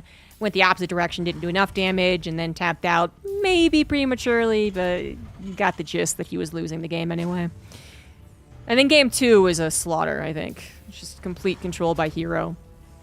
So while Clem seems to be on the up and up when his PVT is in question, his versus Bjorn was spectacular. His TVP versus Hero seems to be going down. So we'll see if that's true or if that was just a fluke best of 3 played just only not even an hour ago. If Hero wins his best of 3, that's it. We're done. He is the winner. He went to the winner's brackets and then he won. Now he is the guy who has 2 chances to win. Clem is the one that needs to win this best of 3 and then another best of 3 to actually win the whole thing. And based off their previous TVP today, it just does not seem possible. It's going to be a downer. I'm going to be a super big downer because if I am wrong, then everyone gets extreme satisfaction from telling me that I'm wrong. And after all, we're here for the fans. I'm doing this for you.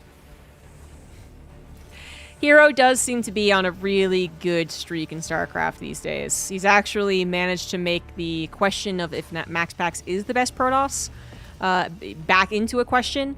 There was a time, well, kind of after EWC, like let's say let's go with like October to January. Let's go with that. That it seemed more and more that Max Pax was going to be crowned the winner because we had nothing but online tournaments, and when it came to online tournaments, Max Pax was the king. But Hero, well, he never didn't play online tournaments. He was very volatile in online tournaments, and now it seems like he's a little more consistent. And so they're both vying for that first place Protoss spot, I suppose. Twilight Council is on the way for Hero, as he did in the previous series. Clem has gone for Factory Expand, scouted by the Adept. The Adept also sees the 2 Reaper, 1 Hellion, which could easily mean that it's 4 Reapers, 2 Hellions. It could easily mean that. I don't think he got the confirmation on it. Not at all. Not at all. Because even if he saw the reactor, I mean, could have been Marines hopping out of that if the Reapers take longer. It's most likely going to be a lot of Reapers and Hellions, all right? You get the gist just from seeing those first batch of units. Now, Hero... Okay, that's what he did. Okay, good. I was going to say, it was playing a little bit scary by doing what he was doing, but he's trying to shade them back in time. Now, it does end up being a little sketch. He loses 1 Adept. The Adept Shade took too long. And you are up against a feisty number of decent units. They get much worse after minute 4. Their time is ticking. Let's say minute 5, actually. Minute 5. Because minute 4, they could still divide and conquer. The Reapers could go up and the Hellions could push their way. Or the Reaper could help the Hellions push their way into the natural. So this is still a scary moment, but Hero seems properly prepared for this. Very nicely done, trying to stop it as long as possible. Eventually the Reapers do break through, but a couple units less. No shield battery in the main base is a bit of a problem. That is a bit of a problem. Uh-oh. 8 probes. It's one thing that Hero wasn't willing to invest into. And that probably could have cut that number down to 4 probes killed if he had invested into a shield battery. Which, if you do the math, would have been a worthy investment, but oh well. Thought he could hold off the Reaper Hellions a little longer with the units that he had in the front, and that just wasn't the case. Overall, though, is that worth the later command center and loss of the units? Now again, Reaper Howling was going to fall off anyway, so of course, eventually you don't care if they die, but there is this time, literally right now, in which you are very low on units as the Terran, and that is something that Hero is taking advantage of. Now, Hero doesn't have a lot of units either. These 5 stalkers will eventually be pushed back, but they already did something very important. They canceled Cloak and scouted Banshees. Because this is actually a big surprise. Last series, I thought maybe Clem was going to do it. He did not go Banshee. I said, he's not that much of a Banshee player anyway. Well, this time around, he actually was going to really mix things up, and that could have really surprised Hero. Could have, it doesn't. That's unfortunate. And now he just has Banshees that feel pretty useless. I don't think you invest in Cloak. You can't delay Stim and Combat Shields and Barracks production for that at this point. It's just not going to happen. But 2 Banshees without Cloak feels like a really bad investment in this matchup. We do see it coming more from certain Terran players in TVZ, and that's a whole other issue. That's a very different dynamic. But yeah, 2 Banshees without Cloak, trying to do some damage with the Protoss player. Could happen. I'm looking at a very bare bones third base right now, so. 4 probes, getting there to be worth the 2 Banshee investment. If they get 8 probes, I would actually say 2 Banshee without Cloak that's exactly what they would want. So he gets 7. That's close. I'll say I'll eat my words. I didn't think they were going to do this much damage. Hero, I don't know what it was that made him just completely stop defending his bases. He did move out with all of his observers and all of his stalkers. Obviously, the observer not necessarily for detection because he didn't have it, but just as far as planting one here to see the Banshee coming in, like that could have been something that happened. Oh well. Kind of let himself open for that one. Maybe just didn't think the Banshees would dare to come in as fast as they did. Thought it would maybe pair up with the main attack, which would usually be a wiser decision, but there is always something to an off timing, isn't there? No one expects the 10-minute cloaked Banshees. No one expects the 5.5 non-cloaked Banshees. Attack is on the way for Clem as he was building up far more important units. Got a couple of tanks as well that are on the way to anchoring themselves behind this little debris rock thingy here. Hero, not as confrontational as he would like, I think, from the get-go. Because he had to deal with those Banshees, they ended up being a slight distraction. Maybe a little less prepared for this push, but that's still a decent-looking army for the Protoss. Guardian Shield available, but the Zealot number awfully low. Gateway's down in trouble. Cyber X-Core also in trouble. +1 seconds away from finishing. Not going to impact this fight. The Stalkers make a very dangerous maneuver. Holy shit, that did not work. Oh my god, that was terrible. They blinked to the tanks to kill them, and then had no protection against the bio.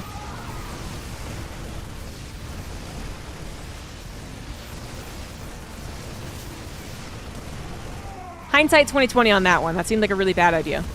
I realized Hero was in a very delicate position.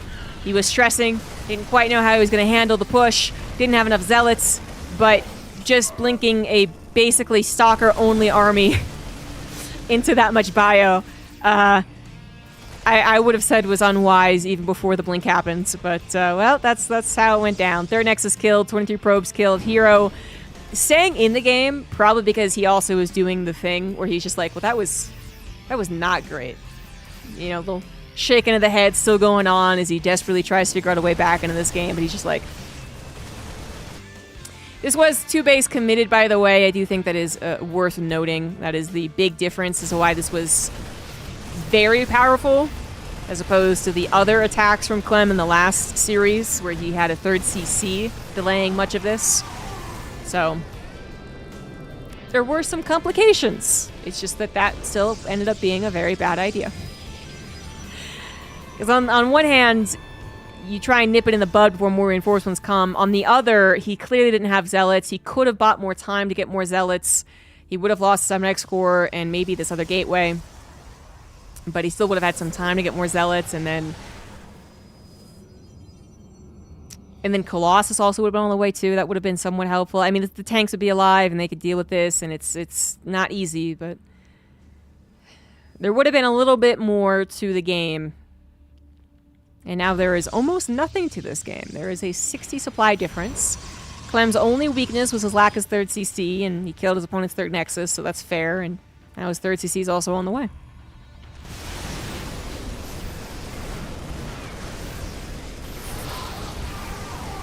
Clem realizes he can force the issue. Usually up a ramp against Colossus with all these force fields, not a good idea, but the Terran army's clearly winning. It seems like the two-base attack worked out a lot better. But, you know, they're also... Heroes seem to have scouted it. Maybe the Observer did not go into the natural that fast. Maybe he didn't really even see what he actually scouted. We all have those moments. But... it did work. It did make Hero crumble. I mean, he just made a really bad decision in the face of adversity. But can it happen twice in a row is really the important question. It's like, great, you found something that worked after a couple of bad losses in the last series, but are you going to find Hero in as much disarray making that bad of a decision again? Now that he's like, oh yeah, that's something you could do. Oh right, yeah, totally. Either way, an important first step for Clem. He needed to prove that he can still defeat Protoss Terran after losing 0-2 convincingly. And he did that. So he's already knocked Hero back on his heels, and let's see if he can follow up with a nice gut punch.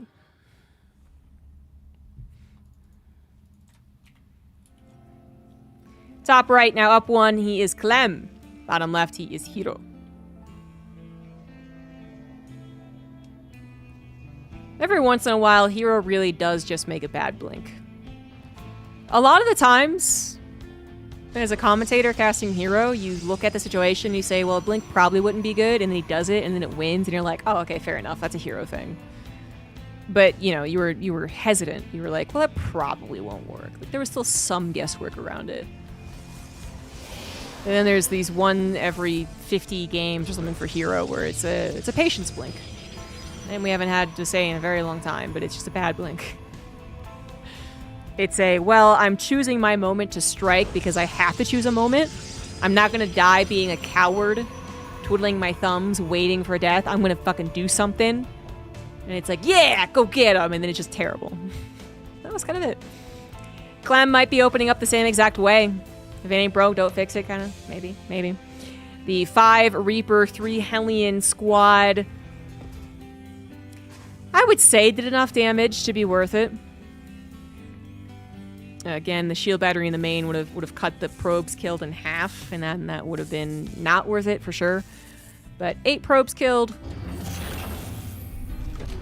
I think it was actually a lot more devastating for that was the potential of the Banshee not being scouted, because you were reeling from the damage and the attention given to the Reapers and Hellions that you might have missed the opportunity to scout the Banshees because you just didn't, rally your observer correctly, right? And you didn't get around to seeing it.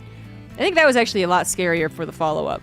But the Reaper Hellion alone did good amount of damage, and then the Banshees, even though they were scouted, did actually find the damage that I would typically say is worth the cost of the 2 Banshees, both in the literal cost as well as the production cost, not doing something else with your buildings. And when you put it that way, there's 2 kind of mediocre gaffes. Yeah, not big, not small, right in the middle gaffes that Hero did that set him up in a worse position for the final push. Just the cherry on top was a bad-looking blink. Gonna change things up a lot, though. Hero is gonna go into a Stargates. Clem did not go for the Reaper Hellion, by the way. He just went for 1 Reaper, something that Hero now knows. But he still has to worry about potential Widowmine drop, which it almost certainly is. Hero, though, with a Phoenix, potentially, could try and completely stop this. Dead in its tracks. But that's the question we're waiting to have answered. Widowmine drop for Clem. What else is new? But for the Stargates? Phoenix, Oracle. Phoenix, Oracle. Phoenix, Oracle. Phoenix, Oracle. Is CC after factory normal? It's normal. the 1cc expand, sorry, the 1 racks expand, and the factory expand basically 50-50 in this matchup. You see either one half the time. Oracle it is. So usually when it's Oracle, okay, yeah, it is going to be Twilight Council, and that's exactly what this is. So you're going to go into Blink. You got the Oracle for all the things an Oracle can provide. First and foremost, scouting. You're going to get that scout into the main almost immediately. That could backfire, though. Oh, Clem has gone for a Viking Cyclone opener. He got the site. He got the scout on not just a Stargate, but also an Oracle. And unlike the Phoenix, which could dally around and just like wait for 3 or 4 Phoenix before they actually move out, the Oracle, it has to really go across the map immediately. It doesn't make any sense to do anything else with it, I guess. Although, stopping for a stasis trap in the middle of the map. I mean, I say you have to go with the Oracle because otherwise it doesn't seem to be it doesn't do anything, right? Like, this Oracle is not getting SEV kills. It's not getting in-your-face stasis traps. It's not getting a revelation on the medevac and the Marines. But it would probably have died if it had went right across the map. Because there are now 2 Vikings and a Cyclone and never many Marines. So Hero, knowing that he got scouted, was probably much more worried about the Oracle dying, I guess, than he was about necessarily scouting. And with the stasis trap in the middle of the map, he's going to scout any direct pressure in a pretty good amount of time anyway. So yeah, he could have scouted this faster with the Oracle going across the map, but then the Oracle would have been in more danger. So I really quite like this. It's kind of clever. Now the 2 Vikings can land and will still be impactful, so that's the bad news for a Protoss player. 2 shield batteries not quite ready, and 1 will be canceled. Hero is in some trouble. Blink is not done. He did not get to stall this out any further, and perhaps that stasis trap in the middle of the map was not good enough as far as the stalling or the scouting. Nexus will go down. Stalkers blink on top with probes pulled. This is not a good sign for the Hero fans out there. Now, if this was only the probes killed and the Nexus was still alive and healthy, I think that'd be okay. But the Nexus is gone. Clem changing things up drastically from the previous best of 3 has knocked Hero on his ass and is almost guaranteed to win this game. I do say almost because Clem does not have a lot of very important features. He doesn't have his own 3rd CC, obviously, but he also doesn't have stim, combat shield, slow, +1, all those things. So if Hero could clean this up, and that is the if, then there is a chance that he recovers. I do like that he slipped a probe out to start that 3rd base recovery process. That's a huge difference already.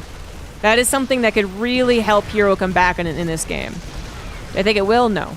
But it's one of the biggest first steps you can take. Sneaking out that probe. Unfortunately for Hero, there was no moment in which his army won against Clem's, and now Clem is reinforced. Charge has only just begun. A couple of Zealots just a tank might not be a bad idea. Oh, well. There goes the charge. If he could get a couple of Zealots, even just coming from the backside, that could do a lot. It does look like his main focus is just getting enough Stalkers to overwhelm this. Which is fine, which is fair. It's fair. Marine does scout the 3rd Nexus. Well, repositioning might give Hero an opportunity. This is kind of clever, though. Oh, this is very clever from Clem. Yep.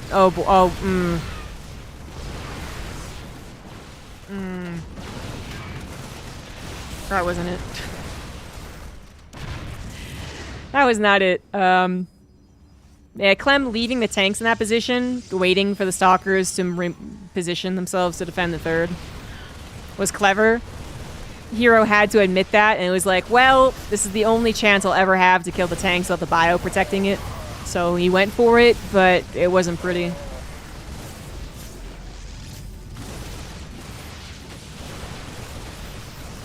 Agaring Dutch, thank you for the 49 months as we see this game drag a little bit. Hero just refusing to believe that he's been 2-0'd even faster than he 2-0'd Clem earlier. But Clem has shifted gears, man. He's not playing like he did an hour ago. Fortunately for Hero, he gets another chance. This is the bracket resets moments. Clem wins a lower bracket match, if you will, or takes away a life from Hero's upper bracket victories, however you want to explain it. But now it is the final best of 3, guaranteed. The casting cam hides the upgrade timer? Let me see. Really? Okay.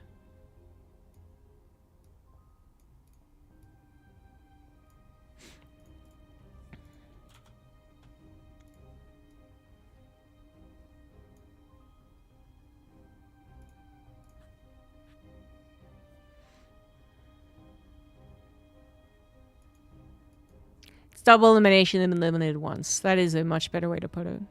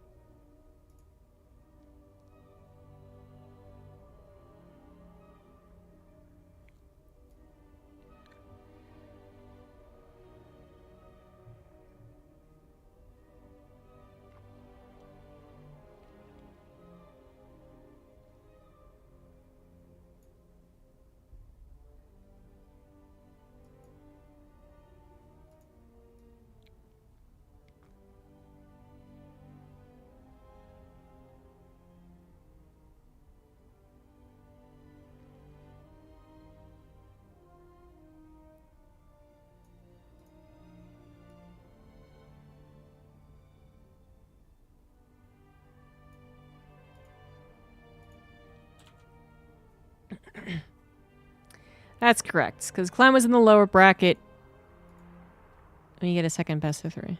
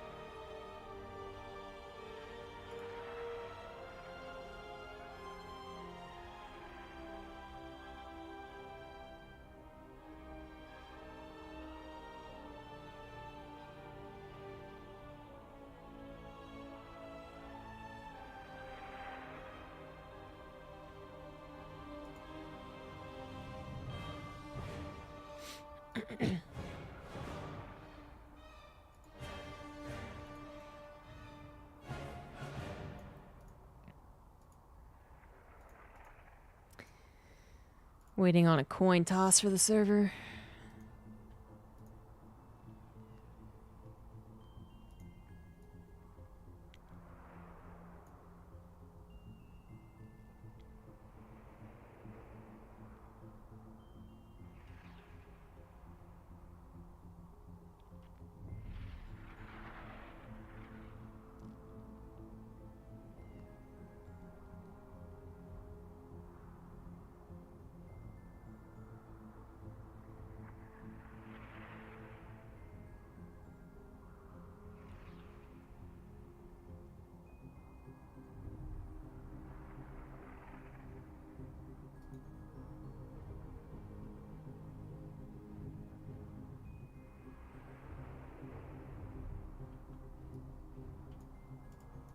Uh-oh.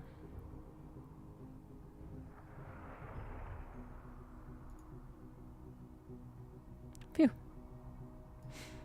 They remade the lobby.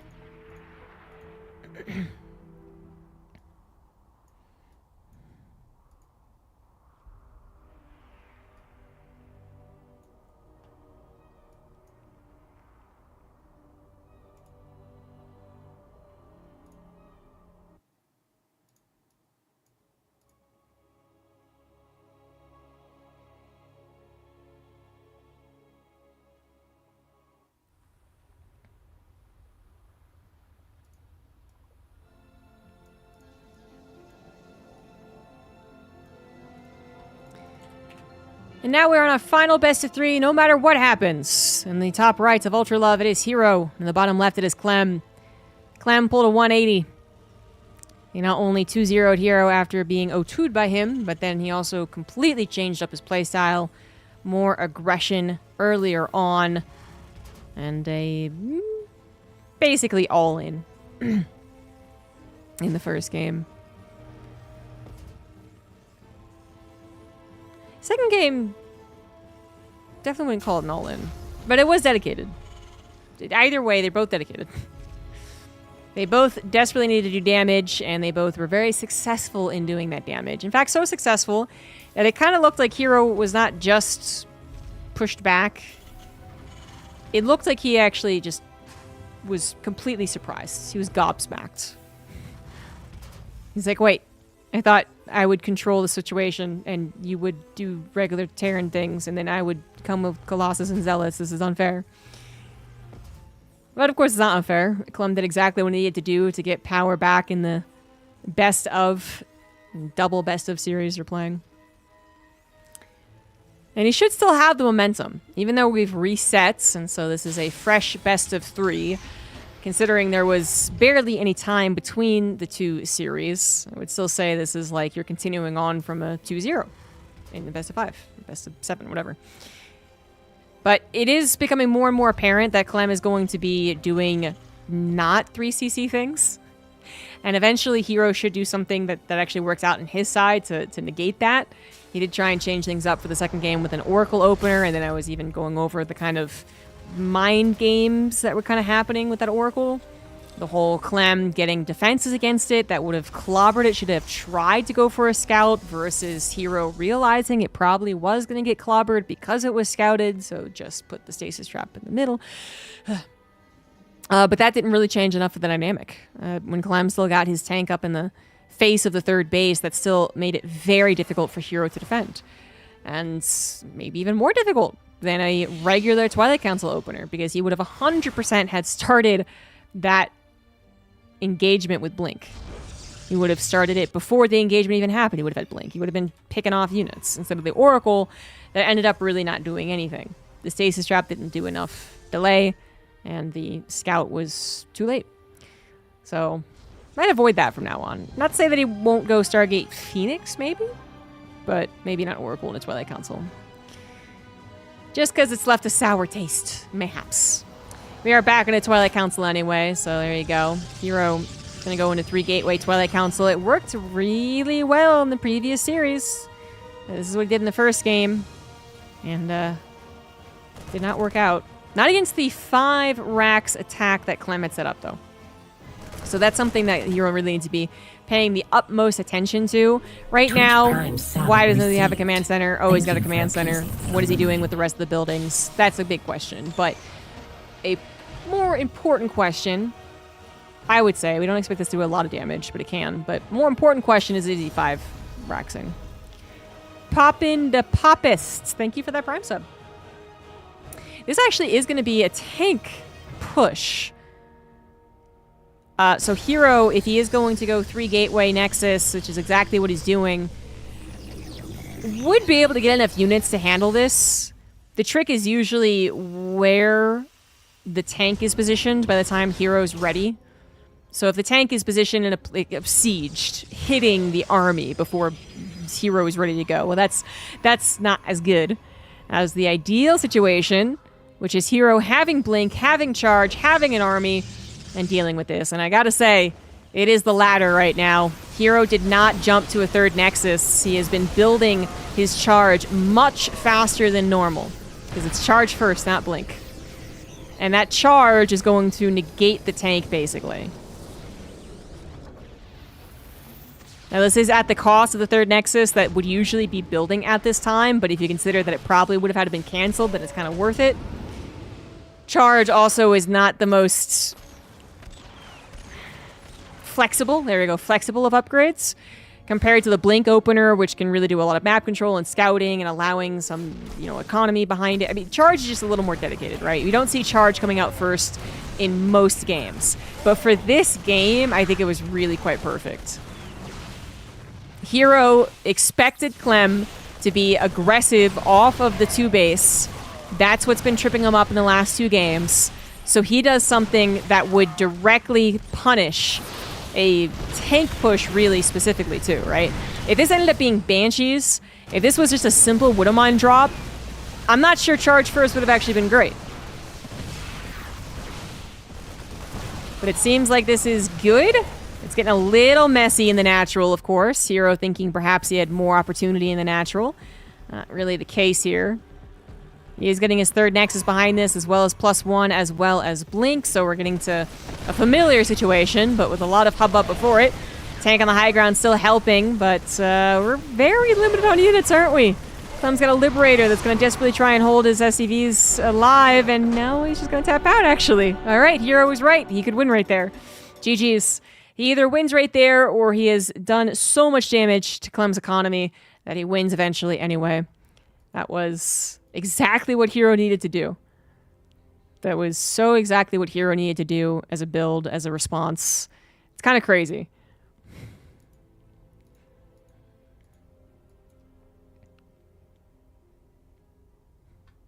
Yeah, Charge First, if they're going something normal, if they just go to a Widowmine drop into defending on 2 base while they build their third CC, something that Clem would usually do in this matchup, the Charge First just seems useless. It can't help deal with the Widowmine drop. It can't go across the map and do any types of poking and prodding. It's got to commit or not commit. And, well, and then not more expensive. I guess those are the big 2 reasons. I feel like there's a third. You always want a third one, but I don't think I have a third one. So just go with that. That's the 2 big reasons why Charge doesn't really come out first. I think also you need more charge lots to really be effective than you need. Like a couple of Stalkers feels like they can really do a lot at that point in time. They can scare off the medevac. They can pick off a Marine or an SCV. You can decide to invest into more Stalkers without committing the entirety of the Stalkers. Yeah, it's more flexible to go Blink first. But Charge, if it's not dealing with an attack, it can look really lame that early on. You just wouldn't be able to break their defenses if they were doing something normal. But if you figure this little shit is gonna try and 2 base you in some form, either early or late, then that Charge First is a wonderful idea. In the bottom position of Sandworm, it is Hero, and in the top, it is Clem. So Clem has been sent back into a very difficult position. Not only is he on his last life, he also has gotten his complete 180 of stylings has now been figured out, right? We've had 3 series of best of 3 for these guys. In the first series, Clem did the normal shit, 3 CC, and it didn't work. It was not very good. The second series, he says, yeah, that didn't work. I'm just going to do something completely different. I'm going to be really aggressive. And that worked wonderfully. And now Hero has put a stop to that as well. So what does Clem do? Does he continue being aggressive, which had a stop put on it? Or does he go back to the 3CC, which didn't do very well for him in the first best of 3? I don't really know. I don't think there is an easy decision here. In fact, if I were to say what I would do, which no one should really care about, but I think I would stick with the aggression.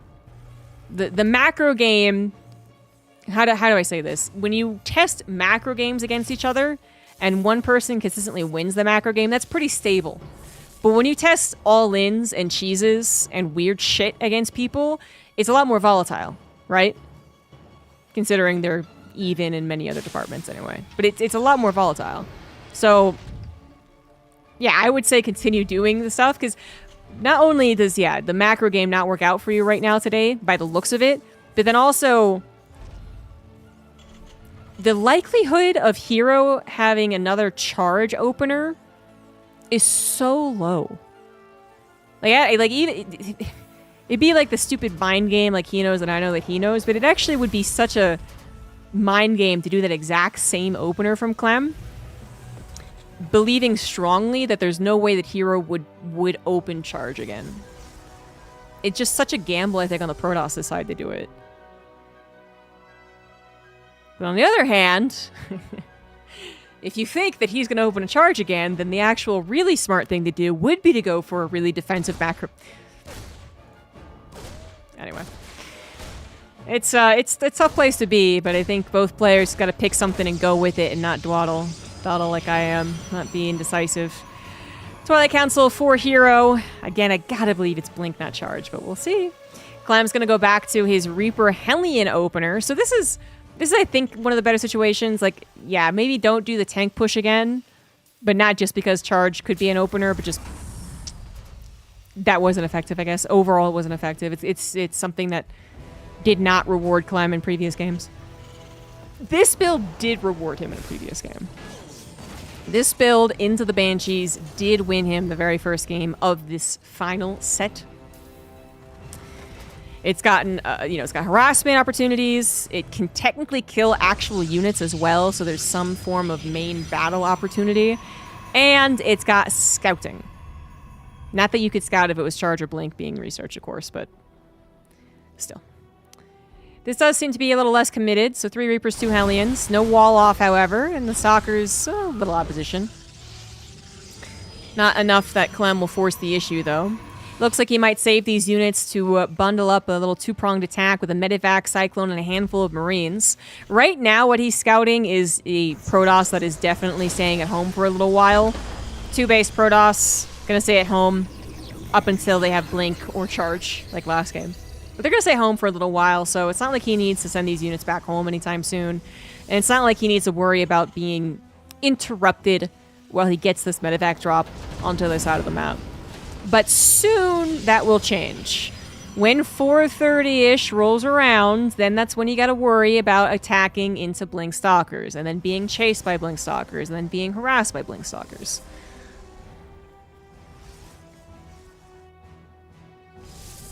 Double whammy getting set up right now.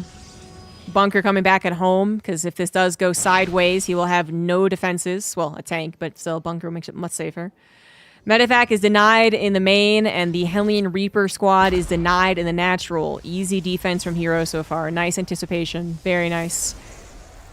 Made it a non-issue. Third Nexus comes down about as fast as you would like it, actually. The Hellion Reaper squad didn't even stick around to try and kill the probe. Hero seems to have corrected the ship here. He's corrected the course.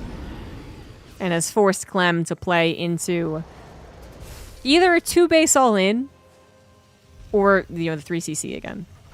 The 3CC really didn't work the first best of 3. So will Clem 5 racks is the question. The Observer needs to be very careful. There is a Raven. It realizes that. Goes right in, walks right back out. Did it see anything important? Not yet. It's not quite the time to see if it's a 5 racks anyway. It's getting close to it, though. Stim, combat shields will eventually be on the way as well for this barracks. Engineer Bay coming down. Hero getting the time to macro right now. Getting charged, +1 attack.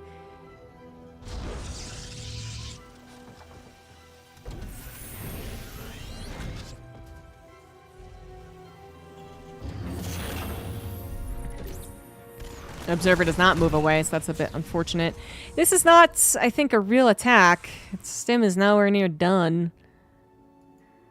It actually might be a real attack. It is a dangerous attack to do. You do not have any upgrades. You don't have any medevacs for an escape. But if the tanks can get sieged, this could still be very, very intimidating. Charge is done, however, and the Zealot numbers will grow once these gateways are all done. Clem still hasn't found his position quite yet. They're doing a little bit of dancing with the Stalkers. Actually, Cyclone managed to kill one additional one. But I think this has gone on for a little too long. There will be no opportunity to force Hero into an awkward position. Little shove, little scare, little jump scare, and then pull back. He does have stim finishing. He does have combat shields. He will have medevacs. And he is getting a third CC. It's something that Hero can see with the Stalkers, actually. So he has already scouted that. So no fear of the 2-base attack. We are back to the very first best of 3 these two played today. One in which Clem lost. As Hero deflected his attacks, his tank attacks, his bio attacks, his drops. And then eventually got his own attack with Charge, Colossus as the main bread and butter on that third. It's the pivotal moment of PvT. Rock's broken down so Hero can take this gold base, but Clem is back on the attack. I don't believe that was seen from Hero. The Stalkers moved away. The Observer had died. This is a little awkward. Little awkward right now. Clem is going to be able to get those tanks in a very nice position. And the Zealots, well, they probably should still come around from a different angle, but they're kind of panicking right now. Hero realizes he's a little late to this. Nexus already under attack, but does he have enough units just to take this head on? He might just. Tanks are being taken out of the equation. Wouldn't mind Zoopop off on the Zealots, but the tanks are all gone, leaving only the bio. Well, the bio is still pretty powerful, but that's still a decent number of Stalkers, a Guardian Shield, and 2 Immortals, plus guaranteed reinforcing Zealots. Clem can't push his army too much further at this time. He'll probably get another opportunity.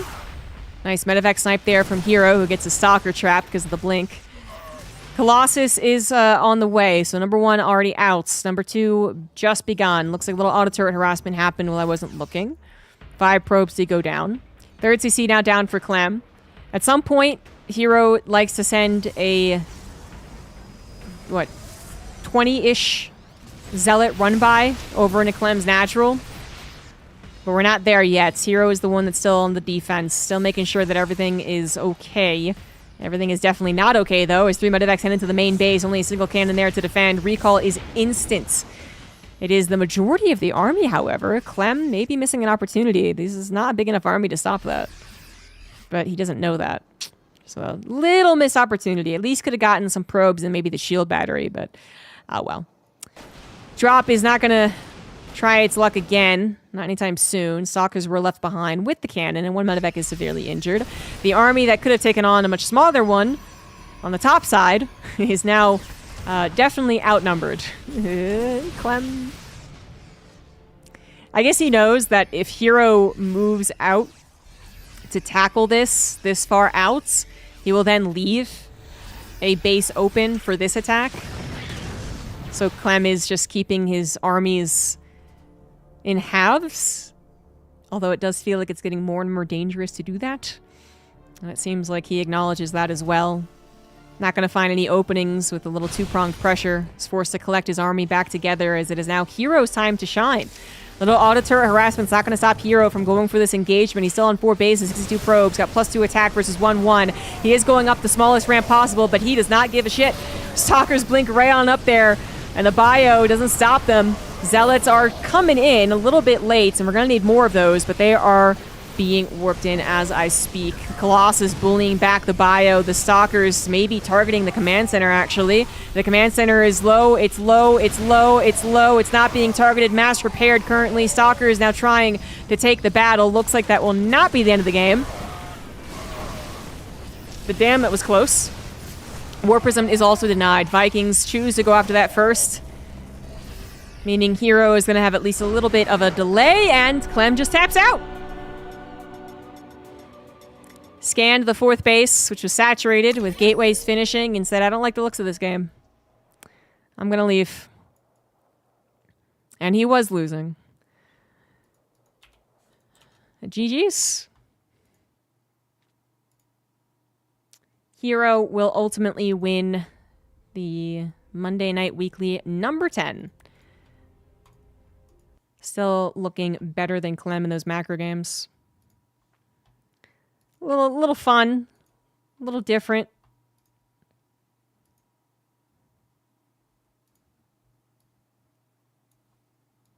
But a pretty convincing day of PvT for Hero.